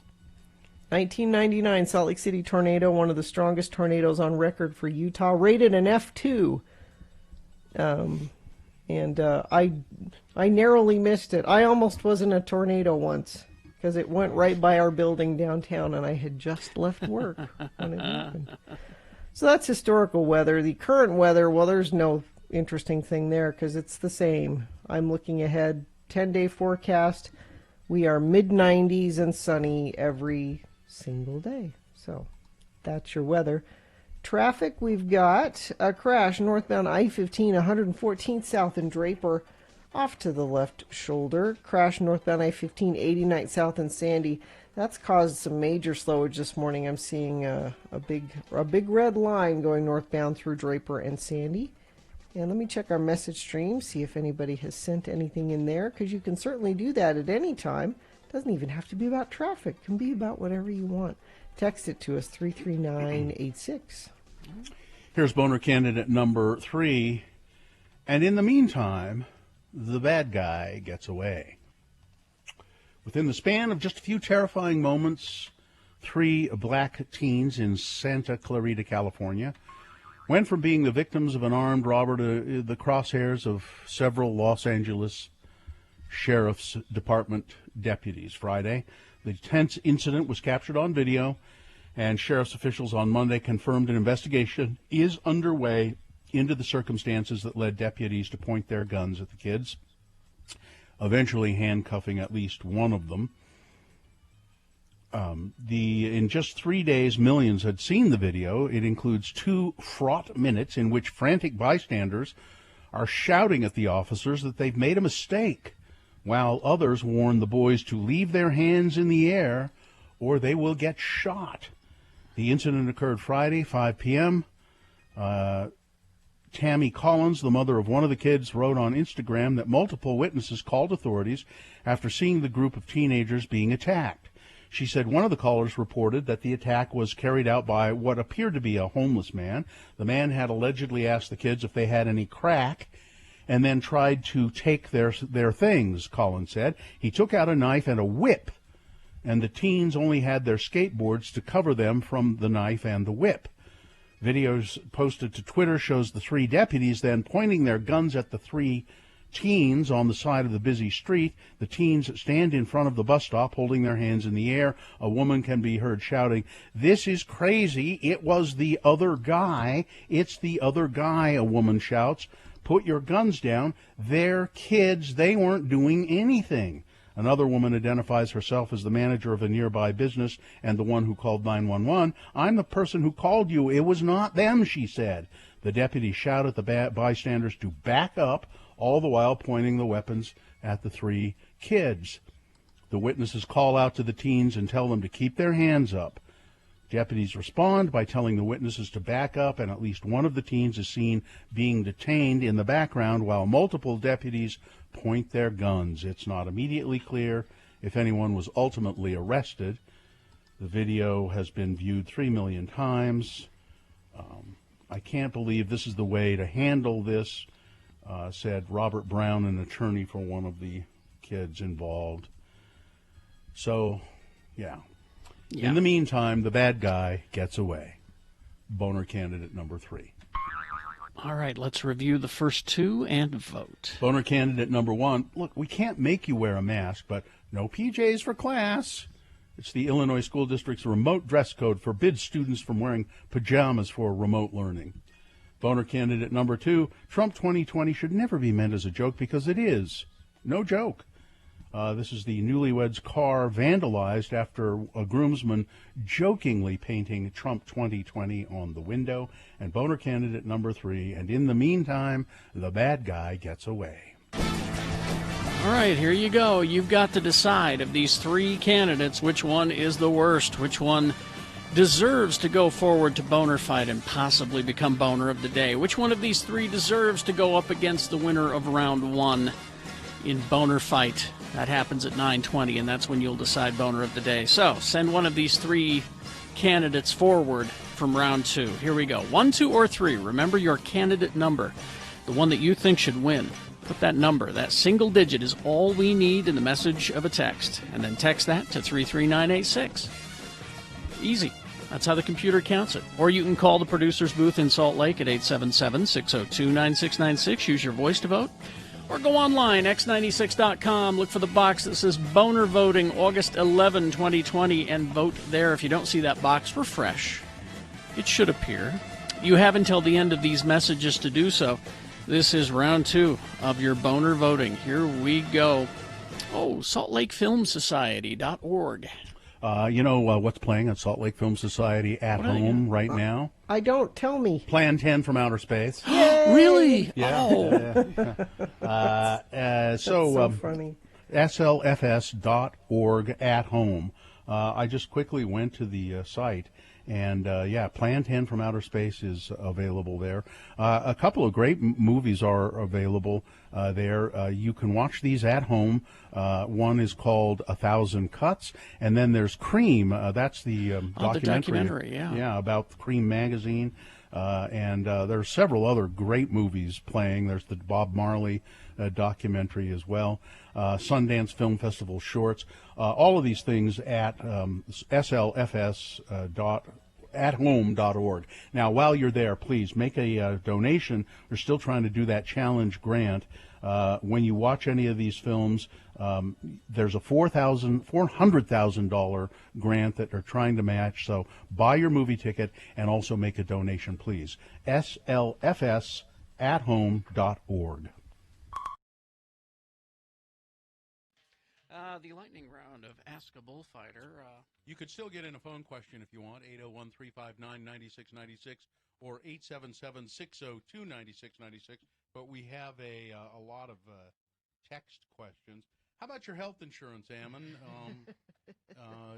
They must be some. There must be some restrictions, or you have to have. You must be risky. You have to have special health insurance, or what? I don't. It probably would be a good idea if you. You've had injuries. Good idea. Just thinking about this, are you? All right. Hey, wait a minute. What did I think of that? So what do you? I mean, has your health insurance covered you so far? Yeah, on the cases where I've needed to go, a lot of the injuries are, you're just going to be sore. You can't really do much for it. Cinch you up. We just cinch you up on the kitchen table. until that big brain injury comes around, then you're going to wish you had it. Let's see. Text question. Not me, of course. I want to ride a bull once before I die. How would I go about doing this? Good. Well, that's his bucket list, I guess. Yeah, it's probably easier than a lot of people think. Make it the last item on your bucket list. And finally, actually, the Broken Heart Rodeo Company has practice where they buck out some of their younger animals just to see how well they'll perform and I'm not sure if he's still doing it, but usually it's every Wednesday night in Ogden at the Golden Spike Arena. You just show up and yeah, like there's kids from high school that come and get on, or guys from college that just haven't been riding for a while that want to get back in. You have to pay a little fee to do it? Yeah, I think it's like $20, and usually there's enough guys there that have the equipment that if somebody, I've been there before when people have shown up that have never been on an animal before. I don't have my own rigging. Yeah, they help them do it. So listen to you. That would be a good. And I know on the website, on the Golden Spike Arena website, there's a calendar, and it'll list on the days that they have practice. All right. Let's see. How many bones have you broken? Pretty standard question. Probably 5. 5. What was the most painful one? No pelvis, I hope. No, my pelvis is functioning great. That's good to hear. Good news for your fiance there too. My worst injury is probably my ankle when I broke it and dislocated it. Have you ever seen a rider or bullfighter lose their life? I have not. That has not happened. Okay. Not where I've been. Thank goodness. Let's see. Do you have to be a big guy to be a bullfighter? Yeah, I would think because you're over 6 feet. I would think you'd want to be a little guy, like a smaller target. Yeah, I don't know. I mean, I don't know if I'm big or not, but this is my size, and the guy I work with is the guy that I fight bulls with. He's about my same size, and I kind of think of it as there's more cushion for the pushing, or I can take more of a hit. And so maybe if I was a little smaller, maybe if I was smaller, I'd break more bones because I got some padding. I don't know, but let's see. Growing up in Franklin, Idaho, where there was nothing to do, have you ever gone cow tipping? No. Actually, we tried one time to see how close we could get, but they weren't really sleeping. So. Well, you got to make sure.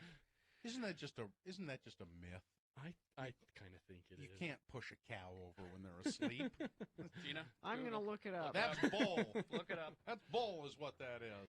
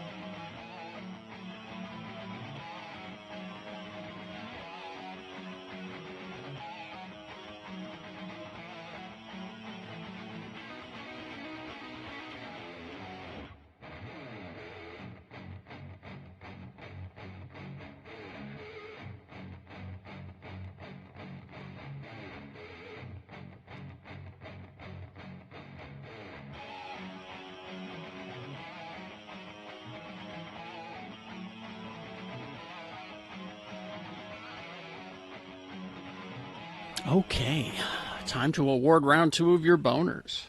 And that's brought to you in part by a remarkable salmon salad niçoise. You've been remarking on it all morning, in fact. Second time, which in Gina's book is all morning. All morning. Feeling like a drink? Check out the Park City Cocktail Contest throughout August. Park City's best mixologists will feature a plethora of delicious mixed drinks. You must be at least 21 to participate. Learn more at parkcityrestaurants.com. I didn't plan it this way, but as last hour, number 1 and number 2 didn't. Nothing, huh? Very, very little interest in those 2 boner candidates. Number 3 just stomped on the Terra. It just walked all over everything. 135 votes. Wow. For boner candidate number 3. And in the meantime, the bad guy gets away. This will be a difficult choice. I was going to say that means to me, since we had a blowout in round 1 and a blowout in round 2, that means it's going to be a good boner fight. Yeah, all right? I would think. Boner of the day coming up at 9:20. Be ready to vote with that. X96.com/live. You can watch us broadcasting from our homes. Gina has a... She's doing the Batusi. I don't know why. I'm tired of just waving. I'm trying to think of different things to do. Gina has an update on the marriage proposal, Kauai, and it's a really clever way to segue into the Utah word of the day. So I'm just trying to help, Bill. I'm just trying to help. So first thing this morning, Bill asked if anybody had ever won anything, like a major award. And somebody wrote in and said they won a trip to Kauai and all expenses paid. And it thought, well, this is the perfect time to propose to my gal pal. And I, ding, a little light goes up. Wait, excuse me, gal pal. What that term? That doesn't sound like someone you're romantically involved with. Well, not necessarily, except when you find out that the guy's nickname is Goose, and then Please, the Goose. Yeah, the Goose, who married his gal pal. They were married for 20+ years. We found out in a subsequent text at 33986, and just recently, like back in April, separated, and he's fine with that. He bought her a house in one of the Jordans, and he's moving to St. George, which is going to be highlighted in the next Utah word of the day. But he heard me taking issue with the gal pal part of that. I'm confused. Was she a buddy? Bill said, well, they probably lived together. He has re-identified who this person was. Okay. It was his sister, wasn't it? It was his sister, wasn't it? His lover of 12 years. His lover. So does gal that mean... pal and lover are not the same things. So wait. So did he have another person, and this was his lover on the side? Because the term lover usually... Yeah. I'm not even going to ask the Goose. I don't... Your lover can just be whoever your lover is. Haven't you ever taken a lover? It doesn't have to be someone you're having an affair with. Yes, it does. Do I look European? Take a lover. Taking a lover. Come on. No, it's only allowed in Europe, not here. Yeah, your lover has to be somebody you have on the side. No, that's what it doesn't. Thought. Yes, you it can does. just have a lover. No. That's what I don't know. I'm not going to argue with the Goose. I don't care anymore about the Goose. Well, lover makes more sense than gal pal. I'll leave it at that. Now, how are we segueing to Utah word of the day with this? Well, because Goose... He mentioned St. George. Because he moved to St. George, down south. Speaking of St. George, that's one of the topics of... Is it sponsored? Yeah, it is. Ran Life, your local mortgage experts, their knowledgeable team can find you the lowest fetch-in rates available and have you closed in an easy, streamlined e-close experience. RanLife.com. I'll bet that Ran Life could get you a mortgage on a house in St. George. Probably. Okay, hit it.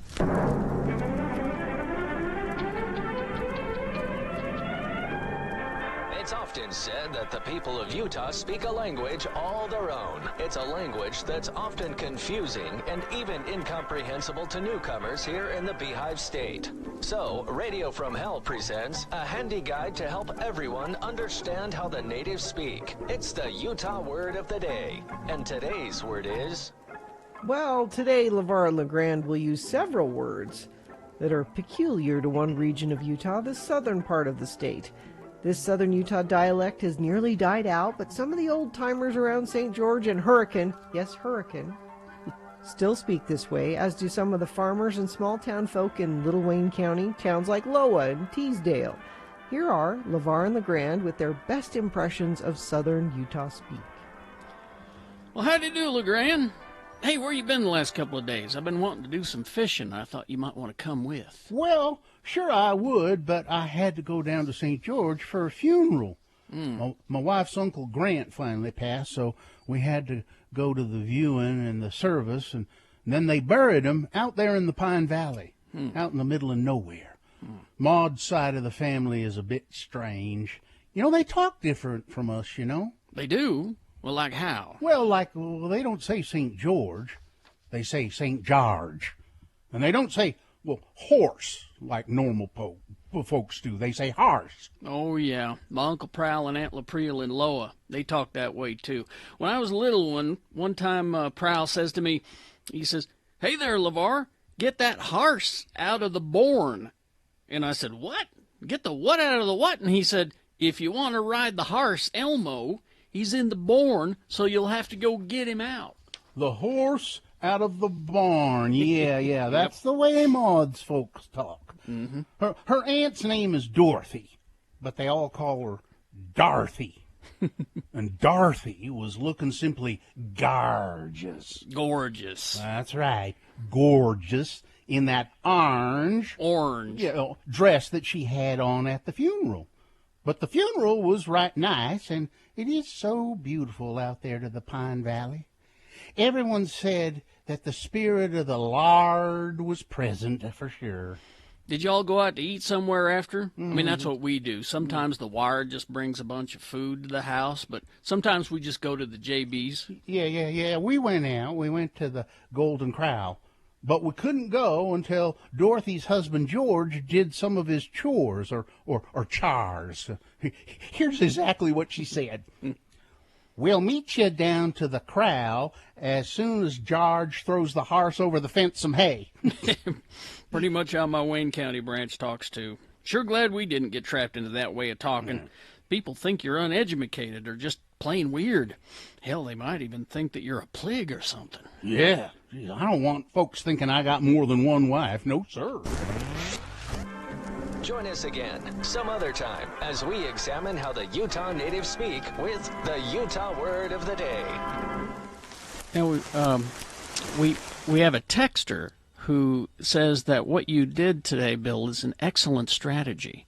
What's that? Because the theory from this texter is that if you use more than one Utah word of the day every sketch, we'll run out of Utah words of the day and have to stop eventually. Well, I think He thinks I've it's run an out. excellent strategy. I think I have run out. Oh no, there's always one. Well, dig deep, Bill. I depend on listeners to send them to me, and they haven't been. So I think that's a silent cry to stop.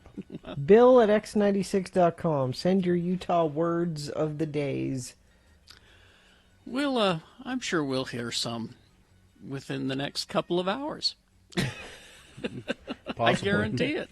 Possibly. All right, we got Tuesday Tunes with Todd coming up. Stand by for that. Traffic, Gina, please. Last check of traffic. Yeah, I just want to let you know there will be a daytime lane closure 2100 north until Thursday, August 13th. Crews are finishing pouring curb and gutter. Drivers should use caution when navigating through the area and expect additional delays. That's traffic. All right, so we will take a break. We will be back. RanLife.com. Yeah, Rand Life, local mortgage company. That's why they sponsor the Utah Word of the Day.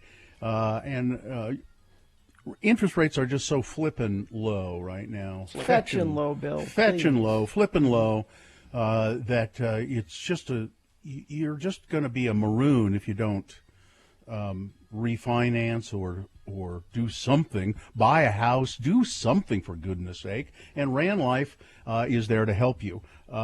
You could drop your mortgage insurance, I'll bet. You can lower your rate. You can skip a payment, pay off your debt.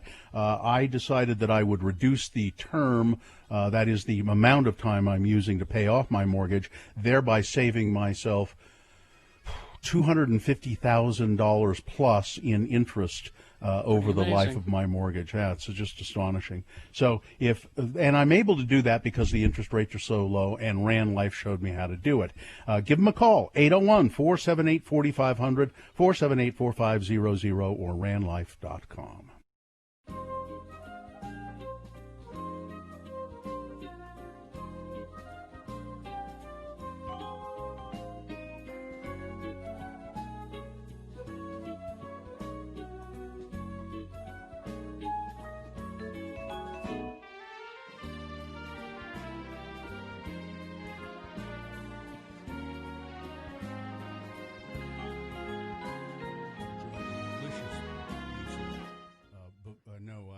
German chocolate cake pie. Exactly. That's kind of weird, Travis. It's Travis the Pieman here.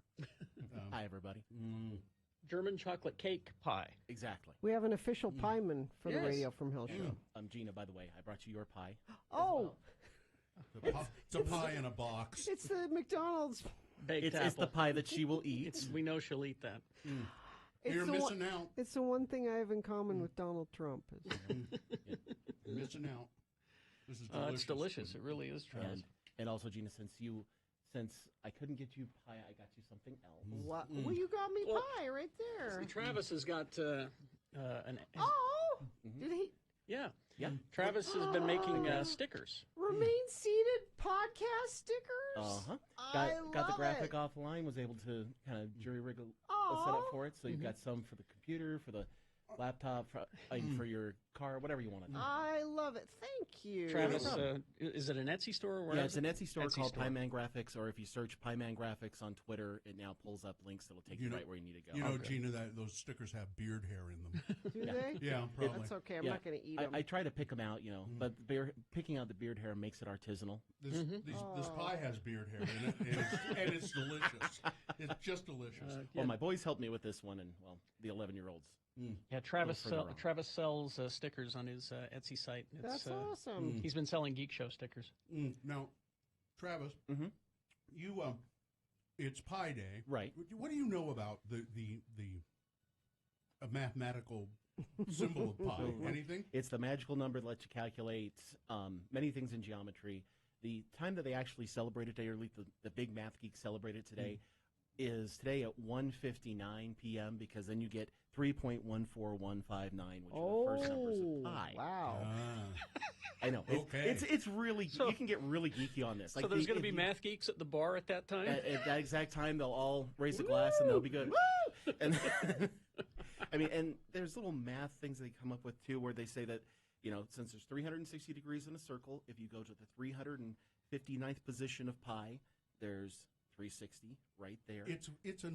If I understood math better, apparently it is this magical thing that you can calculate all kinds of things. It's an exact proportion that they figure is like a magic number throughout the universe. It helps things work. But we kind of adopted it too, is instead of just being pi as in the number, it's pi as in pie.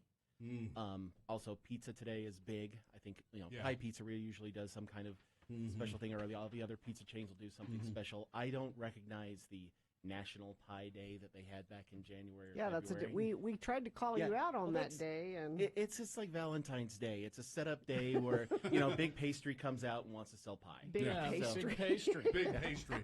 They tried to co-opt it. Exactly. Right. There's only two pie holidays that I celebrate, and that is Pie Day and Pie and Beer Day on the 24th. Yes. Because nothing's better than a fresh raspberry pie and a Pilsner. Now, Travis, I know you also have you lost your job some time ago. I don't know what you weren't fired, but it was a. It's I'm no longer employed. Yeah. And so right now I'm looking for anything that's either integration or what is implementation. What is integration? I do a lot of software. Okay. And basically, it's taking large groups of software pieces or hardware pieces and putting it together for a major company. Okay. So I do integrations, implementations, support. So if anybody has something like that and wants an employee that can bring pie on potluck day, exactly, lots of pie. That's he's a great pie maker, and he knows how to do big software jobs. Travis, how do they get a hold of you? They can just email me at travislynnjohnson@gmail.com. Okay. And Raul down on the border send us in the chat room a picture of one of your Trump stickers on his computer, I think. Yeah, I have a copy of the balloon Trump. The big balloon that they were running around fat, England, and they brought it over to Los Angeles and into New Jersey. Yeah, I sell those on the site too. Pieman Graphics. Well, all right. Thanks. I just devoured the pie. One slice is enough. It's very sweet, but man, it's delicious. Thank you, Travis. No problem at all. Have a good one. Have a good pie day. You too.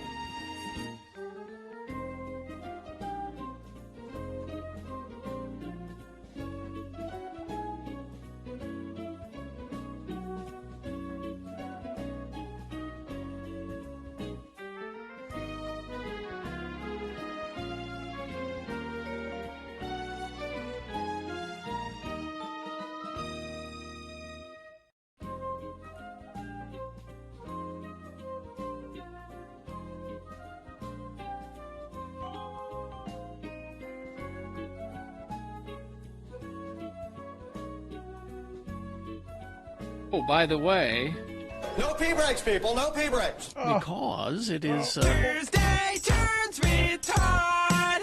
On X96, fan from hell. Oh, hi, Todd.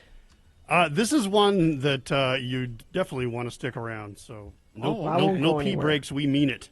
Okay. Prove it. Yeah. What? Well, you already know it. You guys debuted it last week when it first came out. It's our friends Dallin Weeks and Ryan Seaman. I don't know how, but they found me. I really like this song. It has a David Bowie vibe to it. Like it reminds me of like a mix between like Fashion and is it Fame? That guitar riff kind of going through it. Yeah, it's pretty cool. And their new album called Razzmatazz will come out in October 16th, I believe is the date. Okay. It's very nice. It's a great song. It really is. Love it. What was the name of the song again? Song is called Leave Me Alone. Leave Me Alone. All right, here we go. It's I Don't Know How, But They Found Me. The song is Leave Me Alone. Tuesday Tunes with Todd, X96.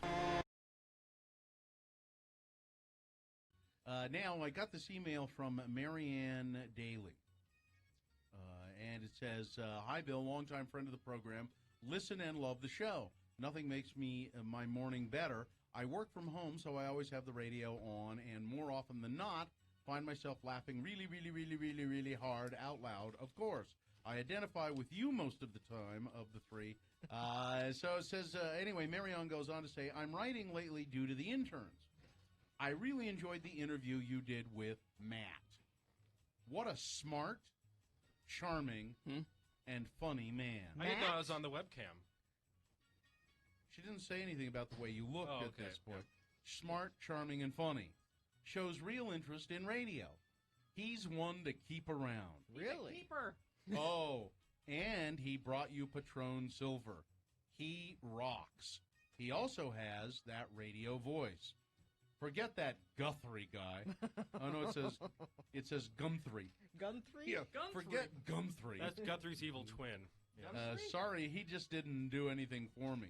And try to work it out so that Matt has some more radio time. Ooh. That would be sweet. Matt, you are so cute. I know. And funny. Thank you, Carrie. Thanks, Marianne. Wow. Now, I just wonder if this would change Marianne's opinion at all. This is an email that I got from Matt.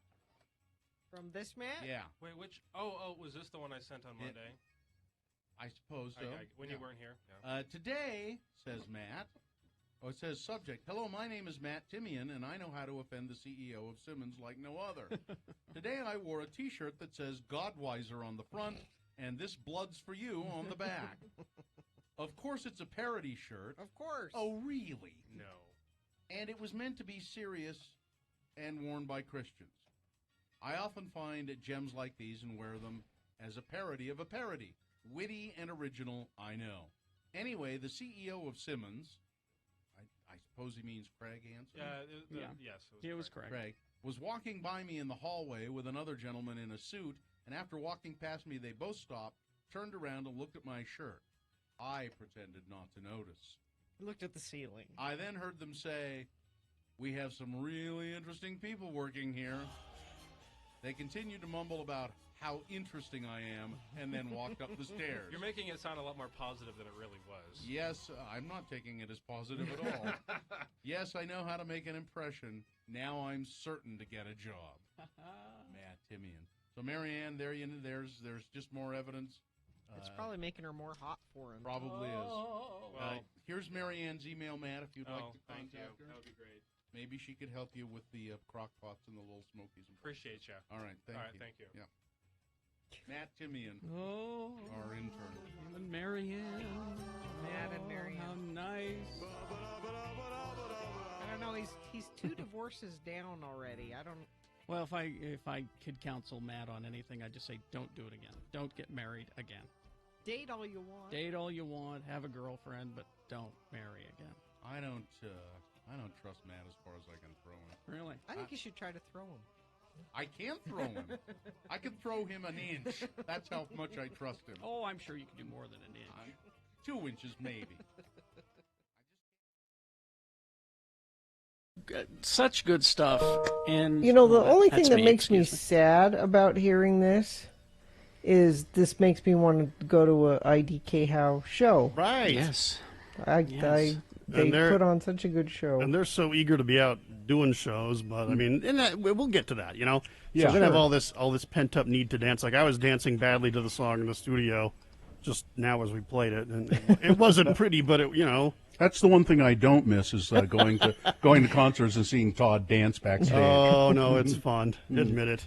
Yeah. Well, and we should just, because of the COVID, we're not going to be able to dance in groups, but take advantage of it. Like this texter says, I just witnessed an Amazon driver stopped at a red light and he was literally up and dancing in his truck. Yes. Made Perfect. my More of day. that. So there you go. That's how you do it. I'm guilty of being the major car dancer that just sits there and grooves all the time. I get those strangest looks. It's hilarious. Well, that song is perfect for car dancing, so So let's good. just encourage that for now. So good. Way to go, you guys. I don't know how. It's such a good band and really needs to be more famous more quickly. Well, we are officially adding that song to rotation today. So. Oh, good.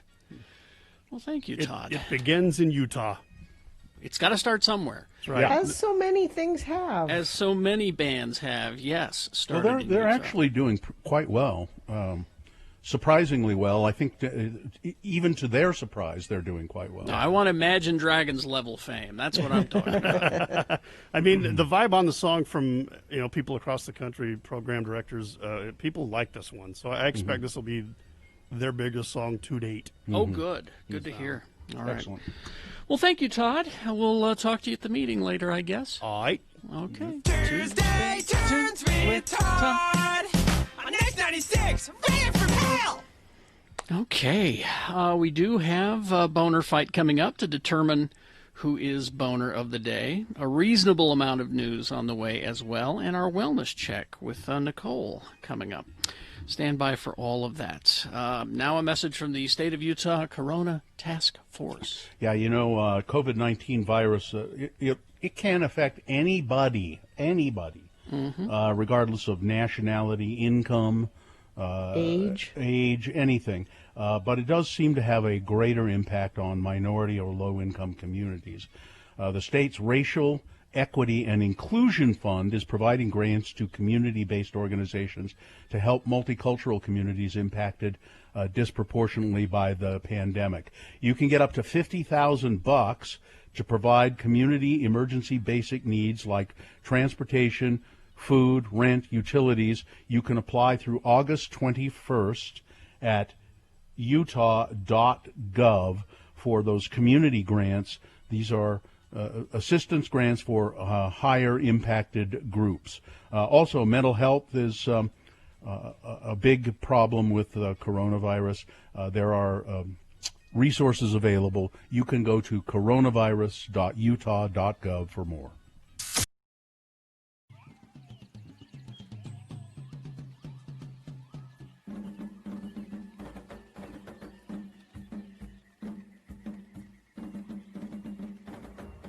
It is the 23rd century.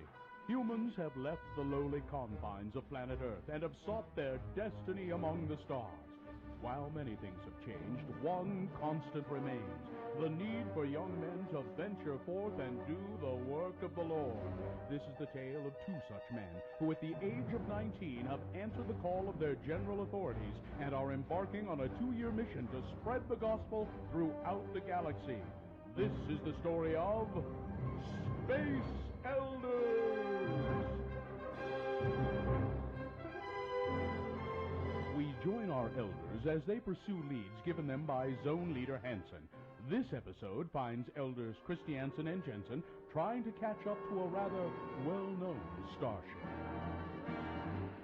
Captain, scanners show two small one-man craft closing fast. Captain, they're hailing us. Analysis, Mr. Spock. Readings coming in now, sir. 2 single-occupant warp-capable 10-speed bikes. Spock, enough with the details. Who are they? There is a 99.7% probability they are LDS missionaries.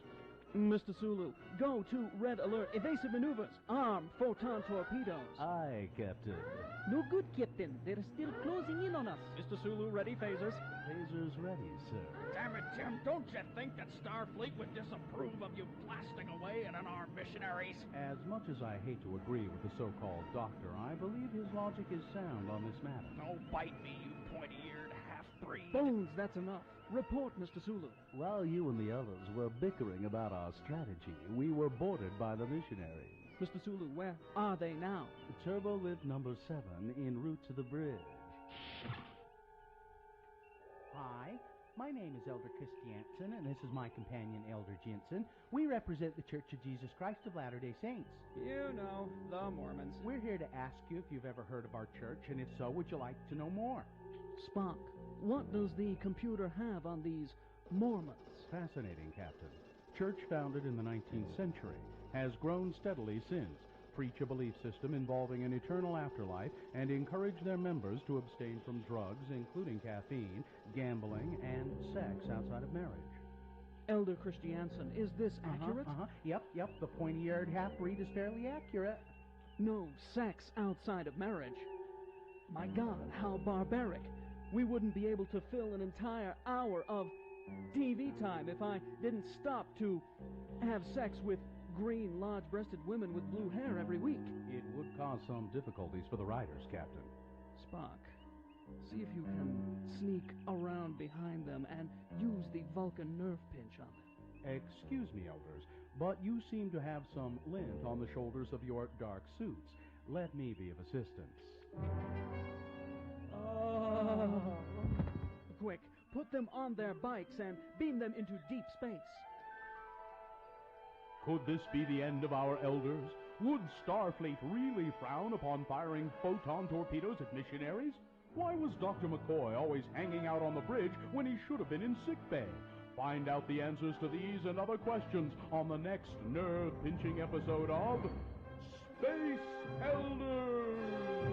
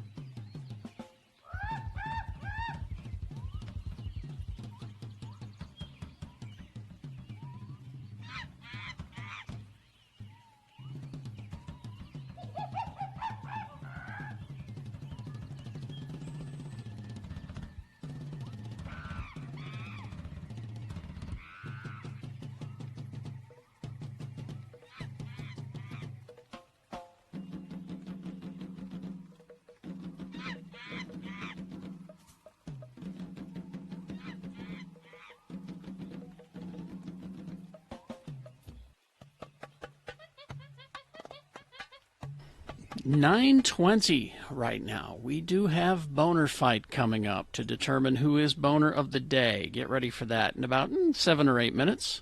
So before that, a reasonable amount of news brought to you by At Nightingale College, you can earn a bachelor's degree in nursing in as few as 32 months with 3 convenient start dates per year, no prerequisites or waiting lists. Get started easier than you think. Visit them online at nightingale.edu today. So the Sturgis motorcycle rally, I guess it's going on and going to happen. And there were some pictures of bikers at a concert by Smash Mouth, and somebody commented, "Wait, bikers like Smash Mouth? Sure. Really?" But then Seems there to was make sense to me. a release here of all the bands that are going to be playing in conjunction with the Sturgis Motorcycle Rally, and some of them you've heard of, and some of them you may not have heard of. Molly Hatchet will be has been a part of it. The Guess Who. Let's see, Trapped, then let's see, Smash Mouth, of course, Colt Ford will be a part of it, Royal Bliss, our good friends Royal Bliss, of course, will I be thought there. they knew better, no? Fozzy, Night Ranger, Kenny Wayne Shepherd, let's see, Buck Cherry. Well, we'll get there. Hang on. Oh, okay. So Hairball. You ever heard of Hairball? Lit. These look like really awful bands. A lot of them. Fire from the Gods, 38 Special, and then Buck Cherry. And Gina made a comment about Buck Cherry on Twitter. What was the comment, Gina, that you made about Buck Cherry? I said I think several Buck Cherry songs were inspired by women they met at a previous Sturgis gathering. And I was just pondering that comment, Did you look up thinking, crazy bitch? Well, see, I was pondering that, thinking, why in God's name would you know even one Buck Cherry song? Well, I couldn't name one Buck Cherry. I wouldn't know Buck Cherry if they came up and bit me on the ass. I wouldn't. I know the name. I know there's a band called Buck Cherry, and that's as far as it goes, and that's as far as I would ever let it go. Why? Carrie, don't play Crazy Bitch, because there's an edited version, but the unedited one is not one that we should play. Why would you ever know any of those songs? Why? Here's the thing about Sturgis, is it's cosplay for dentists. Well, that's a good way to put it. These dentists and lawyers and all they get on their Harleys and they dress in their leather and they pretend they're a biker gang and they go cosplaying as a biker gang, and that's what Sturgis is. Jackal's going to be there. Yeah.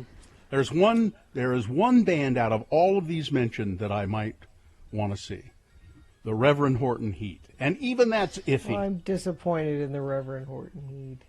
What are you people doing? But again, I want to know, Gina, why you would know, why would you have any intimacy at all with any Buck Cherry song, let alone several of them? Yeah, I'm afraid I do. I'm trying to get you to. So I think, Gina, you would probably cosplay as somebody who would really be into Buck Cherry. Who would inspire a Buck Cherry song? Yeah, you would cosplay as a. Here's a text. My real estate agent is at Sturgis right now. Yeah, See, I rest my case. It's cosplay for middle-aged guys who wish they were. They want to pretend they're in a biker gang. So. I think Gina's always liked cosplay as a slut. She's not really one. Not really, no. No, but would always cosplay. That's how I got to know Buck Cherry. As one of the girls who, And Jackal, don't play any of their stuff, Carrie. No Jackal? The unedited ones. See, I wasn't going to reach for any of these bands because they're all on my S list now. Is there really a band called Hairball? Yeah. I've never heard of them. I'm surprised. You need to cosplay a little harder. So I don't think we did this story. You might have seen it around, but there was this wild bear in Mexico who was actually not that wild. He was kind of tame, habituated to human beings. And so some women were hiking around, and he comes out onto the path, and he gets up on his hind legs and puts his paws on this woman's shoulders and sniffs her hair. And then he kind of shuffles off and goes away. A little scary, but didn't hurt anybody. Well, the authorities found the bear, and they castrated him. And now everybody's really upset. Oh. They're upset that they did it. The animal, a juvenile black bear weighing 212 pounds, was caught because it was considered to be a risk to visitors to the ecological park. A video showed it getting very close to a young woman who was taking a selfie with the bear. And locals said the bear was very friendly. They called him Chippy. And he was captured by park officials, and then they decided, well, we won't kill him, but we'll just cut his boy parts off, and then maybe he'll leave people alone. I don't. Poor guy. President Donald Trump announced over the weekend that if Congress won't extend the $600 enhanced unemployment insurance, by golly, he's going to do something about it himself.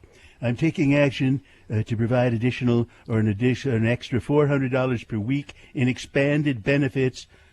But $400 is not $600, which is what the benefit was until it expired at the end of July. And it turns out that extra $400 is actually not $400. It's $300, unless states feel like adding another $100 onto it. And the money isn't technically an unemployment benefit, possibly because it's legally dubious, and it could take several weeks for the states to deliver it.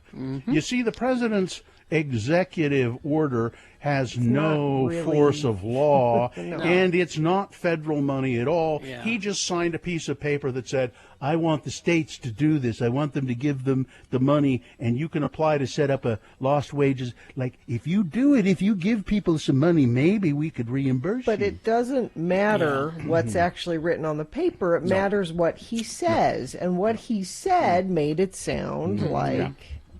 And something everybody different bought was it. happening. Also, Congress passed a budget for $600 to continue back in May. So, Turtle Face is trying to blame the Democrats. No, Congress passed it. They had it ready to go. Here's some good news before we go to the boner fight. It's been about 5 seconds since Oreos announced a new flavor. Well, here's another one. Java chip Oreos. So they're like kind of coffee-flavored chips. I'd have that, sure. Yeah. They'll be out very soon. They are Oreos stuffed with coffee flavor cream that has chocolatey chips in it, and they are beautiful flavored Oreo Java chips coming out soon. It sounds good. Oh, quickly. I went to the Sturgis website. Yes. Because I was curious about Hairball. Now, I haven't clicked on this, but based on the photo of Hairball, they would appear to be a Twisted Sister cover band. Okay. I'm speculating that just by looking at them. So if you were wondering about Hairball, that is what they look like to me. Weather? Do you need to? No, it's the same.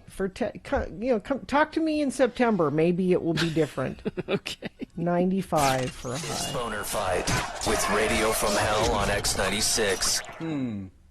I don't know. Just don't know how you're going to do this. This is a tough one. Boner candidate number 1 from 7 o'clock hour. You're making me do this, son.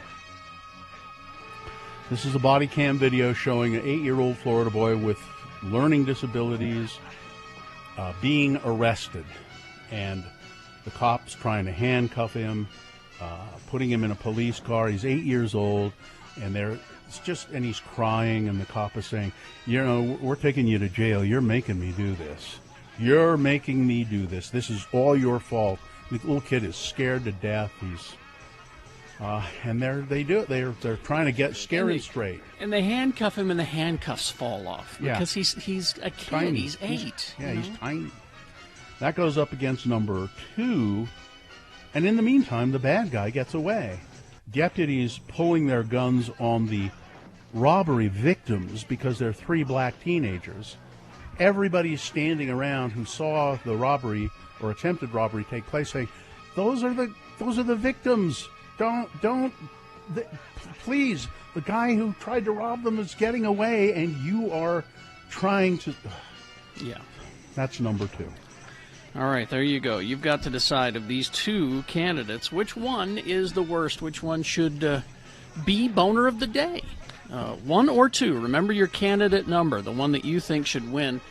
Put that number, that single digit is all that the computer requires in the message of your text, and then text that to 33986. Pretty easy to vote via your text that way. Or you can just old-fashioned way, call the producer's booth in the studio in Salt Lake at our phone number, which is 877-602-9696. Use your voice to vote. Or go online, x96.com. And once you get to x96.com, refresh your browser. That makes sure that the box that says Boner Fight August 11, 2020 appears right away, and you can vote online. Easy to do. You have until the end of these messages to do it. This is Boner of the Day. Scott Hale, Plumbing, Heating, and Air. Yeah, listen, Scott Hale, it's hotter than Hale. Come on, hotter than hail, and it's you going to know be how hotter Scott than hail. likes that. He does, and it will continue to be hotter than hail. So if your air conditioning has been working overtime, get it tuned up. Scott Hale will do that for $39, and that's really a bargain. $39 for an AC tune-up. If you need a new air conditioning unit or furnace, you can get $500 off. And Scott Hale get your furnace now before you need it. Have it all done now before it gets cold. Absolutely. And get $150 off any $350 repair. And that includes the drain or air conditioning or plumbing or furnace repairs, anything like that. Call Scott Hale right away, 801-264-HALE. That's 264-HALE. Check them out at their website as well, scotthale.com. It is the 23rd century. Humans have left the lowly confines of planet Earth and have sought their destiny among the stars. While many things have changed, one constant remains: the need for young men to venture forth and do the work of the Lord. This is the tale of 2 such men who at the age of 19 have answered the call of their general authorities and are embarking on a 2-year mission to spread the gospel throughout the galaxy. This is the story of Space Elders.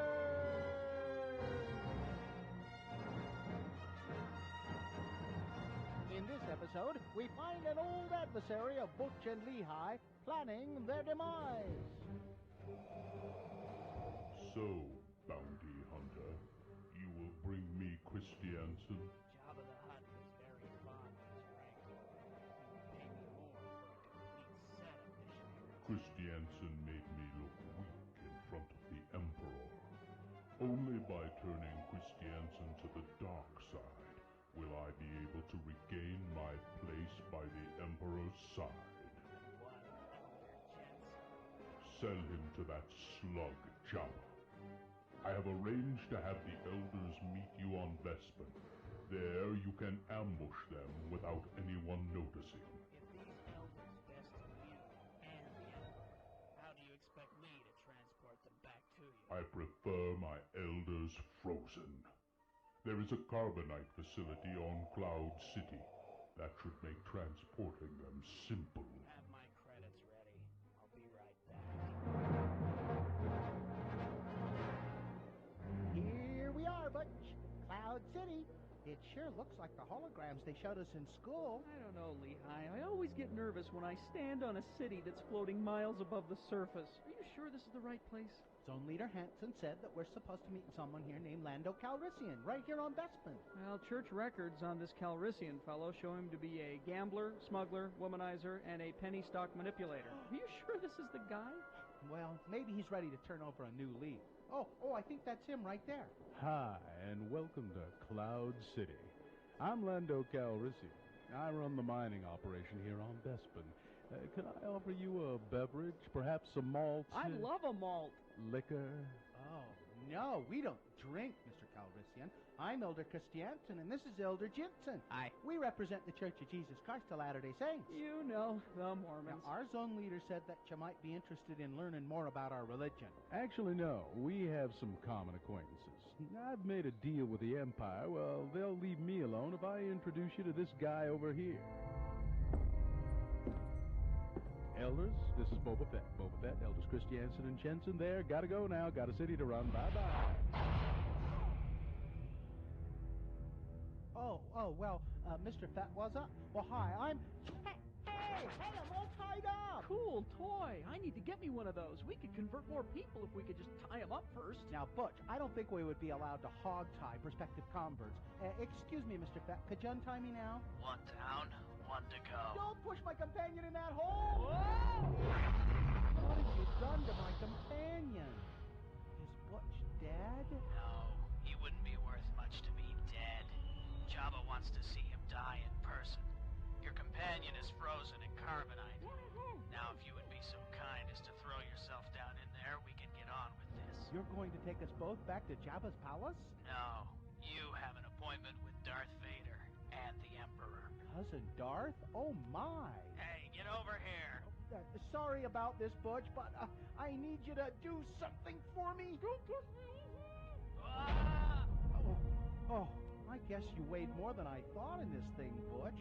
I'm sorry, Mr. Fett. I hope my companion, who's now frozen in carbonite, wasn't too heavy. Oh, geez, what do I got to do now? I better go for some help. Never leave your companion, Lehigh. Mr. Kenobi? It is the first rule. You must never leave your companion. Obi-Wan, come back. I need some help. Oh, well, I guess I can put you on my luggage rack like this, Butch. Come on, let's go. Will Butch be able to serve out the rest of his mission frozen in carbonite? Can Lehigh really find a big microwave to defrost him in? Will Darth Vader ever get his revenge and once again become the Emperor's favorite lapdog? And where does Boba Fett get all those neat gizmos? Tune in next time to hear Butch say... on the next mind-numbing episode of Space Elders!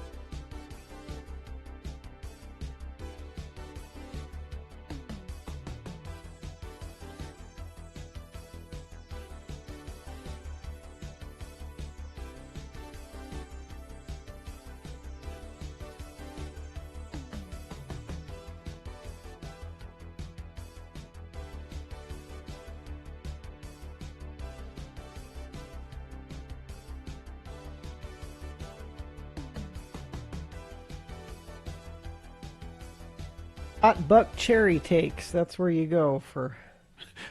You follow me on Twitter. That's all right. Time to award Boner of the Day. And is brought to you in part by a perfect salmon salad niçoise. And feeling like a drink, check out Park City's cocktail contest. Through August, Park City's best mixologist will feature a plethora of delicious mixed drinks. You must be at least 21 to participate. Learn more at parkcityrestaurants.com. Well, as we thought, it was down to the wire by one vote. Really? One vote. Each of these candidates was strong, and each had its fierce supporter. Each candidate had people who said, this is the worst thing I've ever heard of. This deserves to be Boner of the Day. Boner candidate number one, you're making me do this, son. The body cam video of the 8-year-old Florida boy with disabilities being arrested, bullied by a police officer, going up against, and in the meantime, the bad guy got away. The 3 black teenagers in California being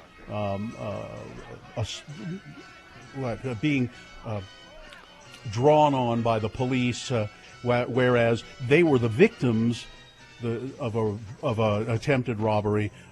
Everybody who was around saw it happen, but the police automatically assumed that these 3 victims were the perpetrators, and they drew guns on them. And the winner by 1 vote, and I think it's because it was a child, they managed to eke out that 1 vote win. Boner candidate number 1. You're making me do this, son. There you go. That's your winner of Boner of the Day for August 11, 2020, now qualified to be Boner of the Week. It's time for the Wellness Check with Nicole Lamb. Nicole from Nightingale College. Hi, Nicole. How are you? Hi, good morning. I'm well, thank you. Good. I'm glad to hear that you are well. Nicole, let's ask you this question. People, families, kids, work colleagues, everybody's dealing with long-term now social isolation. What is this, 19 weeks we've been doing our show from home. Everybody's having to deal with this. Help! What do we do? Well, like you were saying, about half of all people in recent polls are really experiencing a negative impact on their mental health. There's increased stress and anxiety and depression. And mental health is really critical to your total well-being. It impacts your adrenals, your gastrointestinal system, and your heart. And I wanted to go into, really we need, yes, these are difficult times, but we need something bigger than our current fears and anxiety to help propel us forward. And those things are love, connection, purpose, and meaning. Can I give you a short example? Sure. So it was about last year, and I was given a diagnosis health diagnosis that really put me in a tailspin of it doesn't matter, it's just not worth it, right? So every day is kind of this downward toilet spiral thing happening. And really couldn't figure my way out of the funk. And my son came up with this huge goal and big dream that we can do together. And it has enough purpose and meaning that things can't distract us. And so when we connect to others and think about our purpose and how to bring meaning to our day rather than what am I worried about next, how can I bring purpose to it, then we can drive away a lot of the fear. What is it, a concrete project of some sort that you came Well, up with? everybody's going to have their own concrete project, right? So maybe your today is to connect with your people. So it's a picnic on the front yard or coffee over Zoom. People are doing virtual dinners together where they pick a culinary flavor from a different country and cook together. Some people are taking photography classes together online. You can also visit, I found this really fascinating. You can visit World Heritage sites or national parks, all online. Take a tour. Yeah, there's a virtual tour you can do, which is kind of cool. I want to take up shoemaking. Shoemaking. I don't know. I haven't tried shoemaking yet, but it might be online. You never know. I bet you could. But I think it's a great opportunity to learn something new or choose something to propel you and your family forward. That's interesting you say that. So my son recently left for the Navy, and my daughter was kind of sad and missing him. She went in his room and got out his ukulele and tuned it up and has been watching YouTube videos teaching herself how to play the ukulele. Really? That was kind of her little... Oh, that's cool. little thing to do. That's very cool. Well, I think, so give yourself a concrete goal, something to do that you can work on a daily basis. Yeah, and with others. So what are some of the social apps that are available besides Zoom? There are so many. There's WhatsApp. There's all sorts of games. So there's House Party online. There's Scrabble games online that you can connect with people that way. So house party, when all your friends are together, you can see each of your friends and you can play even card games together. I think there's 20 different card games on their site. So you're not in a room together, but you're actually playing Uno or, whatever game you choose to play. Nice. Mm-hmm. So just stay engaged and stay working on a project. Yeah. Okay. So Nicole Lamb, Nightingale College, where can people go to find out more about this? Are these available on your website? Yes. So nightingale.edu. Okay. Thank you very much. All right. Thank you, Nicole. you. Have a great day. Talk to you later. Okay, we will take a break and we will crawl towards the exits after this. It's the Park City Restaurant Association. The cocktail contest happens every year, and we look forward to it every year. Just give you something to be involved in. Absolutely, and it'll bring a smile to your face. I know that. This is Park City's most talented bartenders, mixologists, battle for the Best Cocktail Award. You can go to vote for the ones you think are the best throughout the month of August. Now, you have to be 21 to participate in this.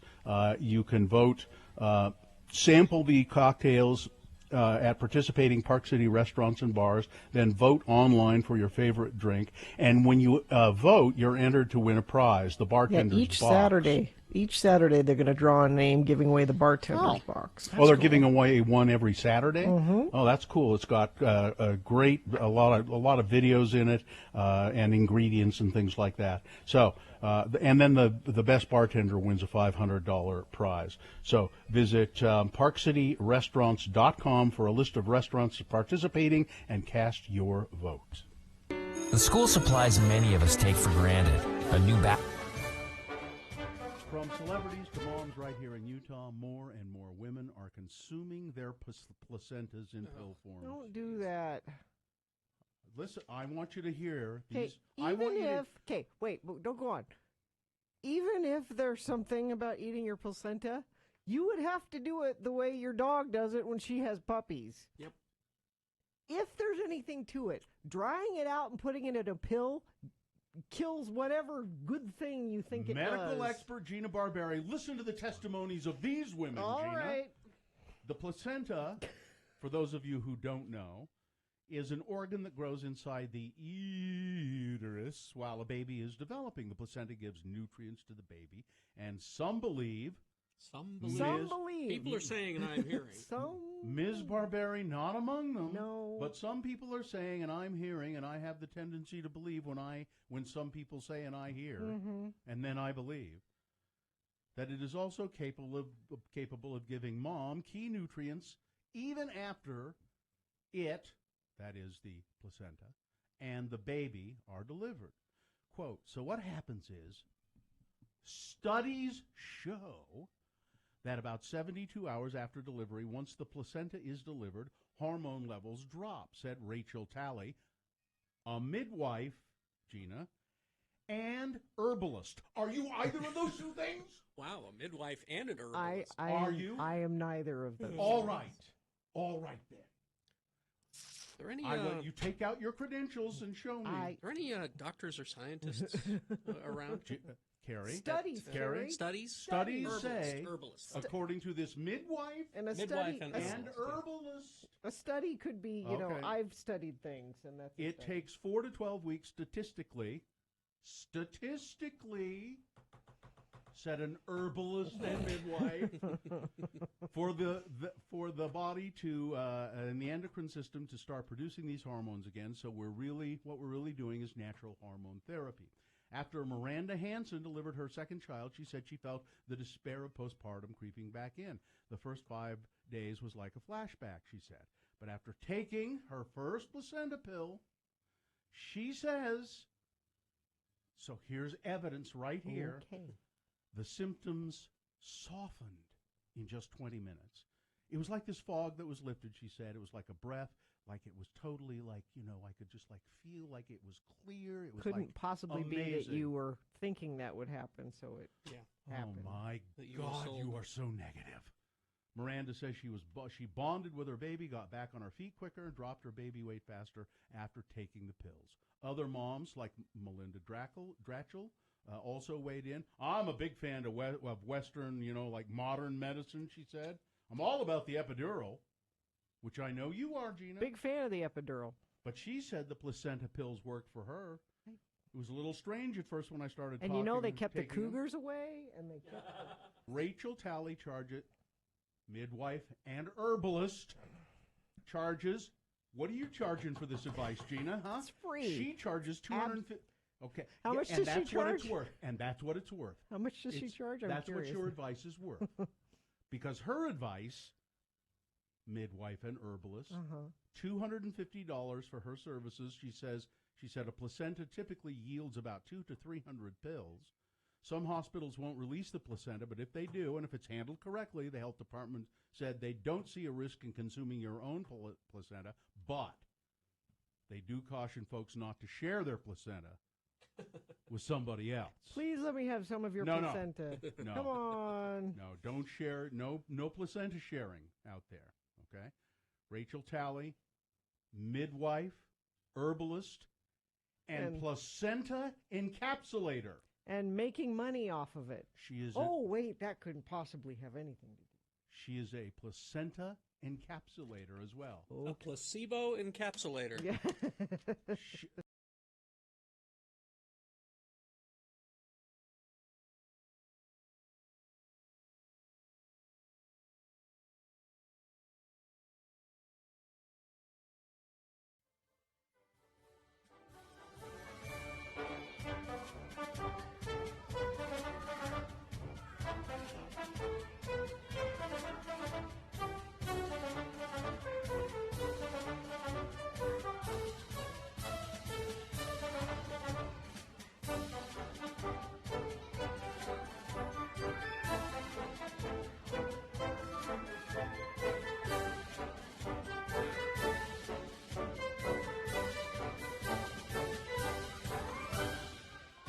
$9.52.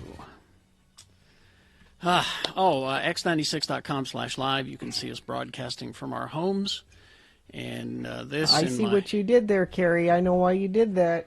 Why? Oh, you don't know why? Is there a reason? Because it's the continuing of a different poster every day, and we're at 19 weeks, and I've only repeated 5 times. And this is the series of posters from my childhood bedroom. This was on my front door of my childhood bedroom. Carrie, this is. I'm so surprised. I thought you did this on purpose. No, what? Because on this day. On this day? In 1984. Yes. Starting a 3-week run at #1 on the U.S. charts. Really? Ray Parker Jr. With the Ghostbusters theme. My least favorite thing about Ghostbusters is the theme. Really? Yeah, my you least hate favorite the thing. Theme. It's I really don't stupid. like the theme. Yeah. It's really stupid. Does it make you feel any better that Huey Lewis won a lawsuit against Ray bit. Parker Jr. for stealing the tune? Yeah, sure. No, I thought that's why you put that up today. So that was on the door of your room. This was on the front door of my room, on the outside door of my room. Most guys had a "No Girls Allowed" sign. I had a "No Ghosts" sign. I had I didn't have "No Girls Allowed," but I did have a He-Man Woman Haters Club sign on my. It's a Little Rascals, Yeah. He-Man. They were members of the He-Man Woman Haters Club. How'd that treat them? I feel, Gina, they were little kids. Well, it's any consolation. They're all in elected office right now. So. The He-Man Woman Haters. I felt better about Ray Parker Jr. when not only did he lose the lawsuit, but somebody beat him up once. So. Did they? Yeah. What'd they beat him up for? For that song. For that look on your face? I don't like the song, but I wouldn't go as far as to want Me to beat either. him up. I wouldn't, but I applauded someone who did. took a sock at him. Let's see. He's not with us anymore, is he? No, Yeah, he's still around. Yeah. Are you sure? You both were so sure. Well, he's not that old. Well, You really want me to look? That doesn't matter. He's not that old. Well, It yeah, just only sounds people. like wishful thinking from your part, Bill. It might be. Yeah, he's 66. And what's he doing? Let's see. He's been married to the same woman since 1994. Wow. Elaine Parker Jr. No. Really, Parker Jr. No, that can't be. That doesn't work. Although I think you should do that if you marry a junior. A You should junior? have to be Mrs. Junior. Mrs. Junior? Yeah. I'm Mrs. Antonio Sabato Jr. Yes. Mhm. Hi, how are you? You should have to take the junior. Is that was the next junior that popped The into only your mind? junior that came to my head because I couldn't remember the name of Trump Jr.'s fiance. I'm Mrs. who was- Junior Samples. Yeah, there you go. Kimberly Guilfoyle. Her. I'm Kimberly Guilfoyle Trump Jr. That doesn't work. Yeah. All right. Well, let's do the promo. Y'all ready? Yeah. Okay. We are crawling through the week, so crawl into Wednesday with Radio from Hell. We will start things off at 6:45 with Things That Must Go. You know, that thing where we try to help you get rid of things that are plaguing your life. And as you also know, if you want our help, you have to ask for it. Send your things that must go to radiofromhell@x96.com. Then at 7:45, Dr. Cobble will be here to talk with us about COVID-19 and answer the questions that have been troubling you. So don't miss Wednesday's Radio from Hell show on X96. All right. Any business we need to take care of? No. I have no business. No It's business? none of your business. Ain't your business. Keep your nose out of mine. We're headed into the wingding here in a moment, but Todd just told us all something that we didn't know, and I think we should have known. And that was that there's an app for X96 Classic. I didn't know that. If you enjoy the older Yeah. side of X96, you can enjoy that. Because you can hear it on our HD2 channel, and you can hear it online at x96.com, but there's also an app. You just go to the App Store and look for X96 Classic and download. Yeah. It's the one with the cow on it. That's how you find it. I had no idea. So there you go. It's free. All right, I think we're good. Live long and prosper, bitches. Don't you know who I am? Mrs. Ray Parker Jr. Good job, Katie. Thank you. Corey is next.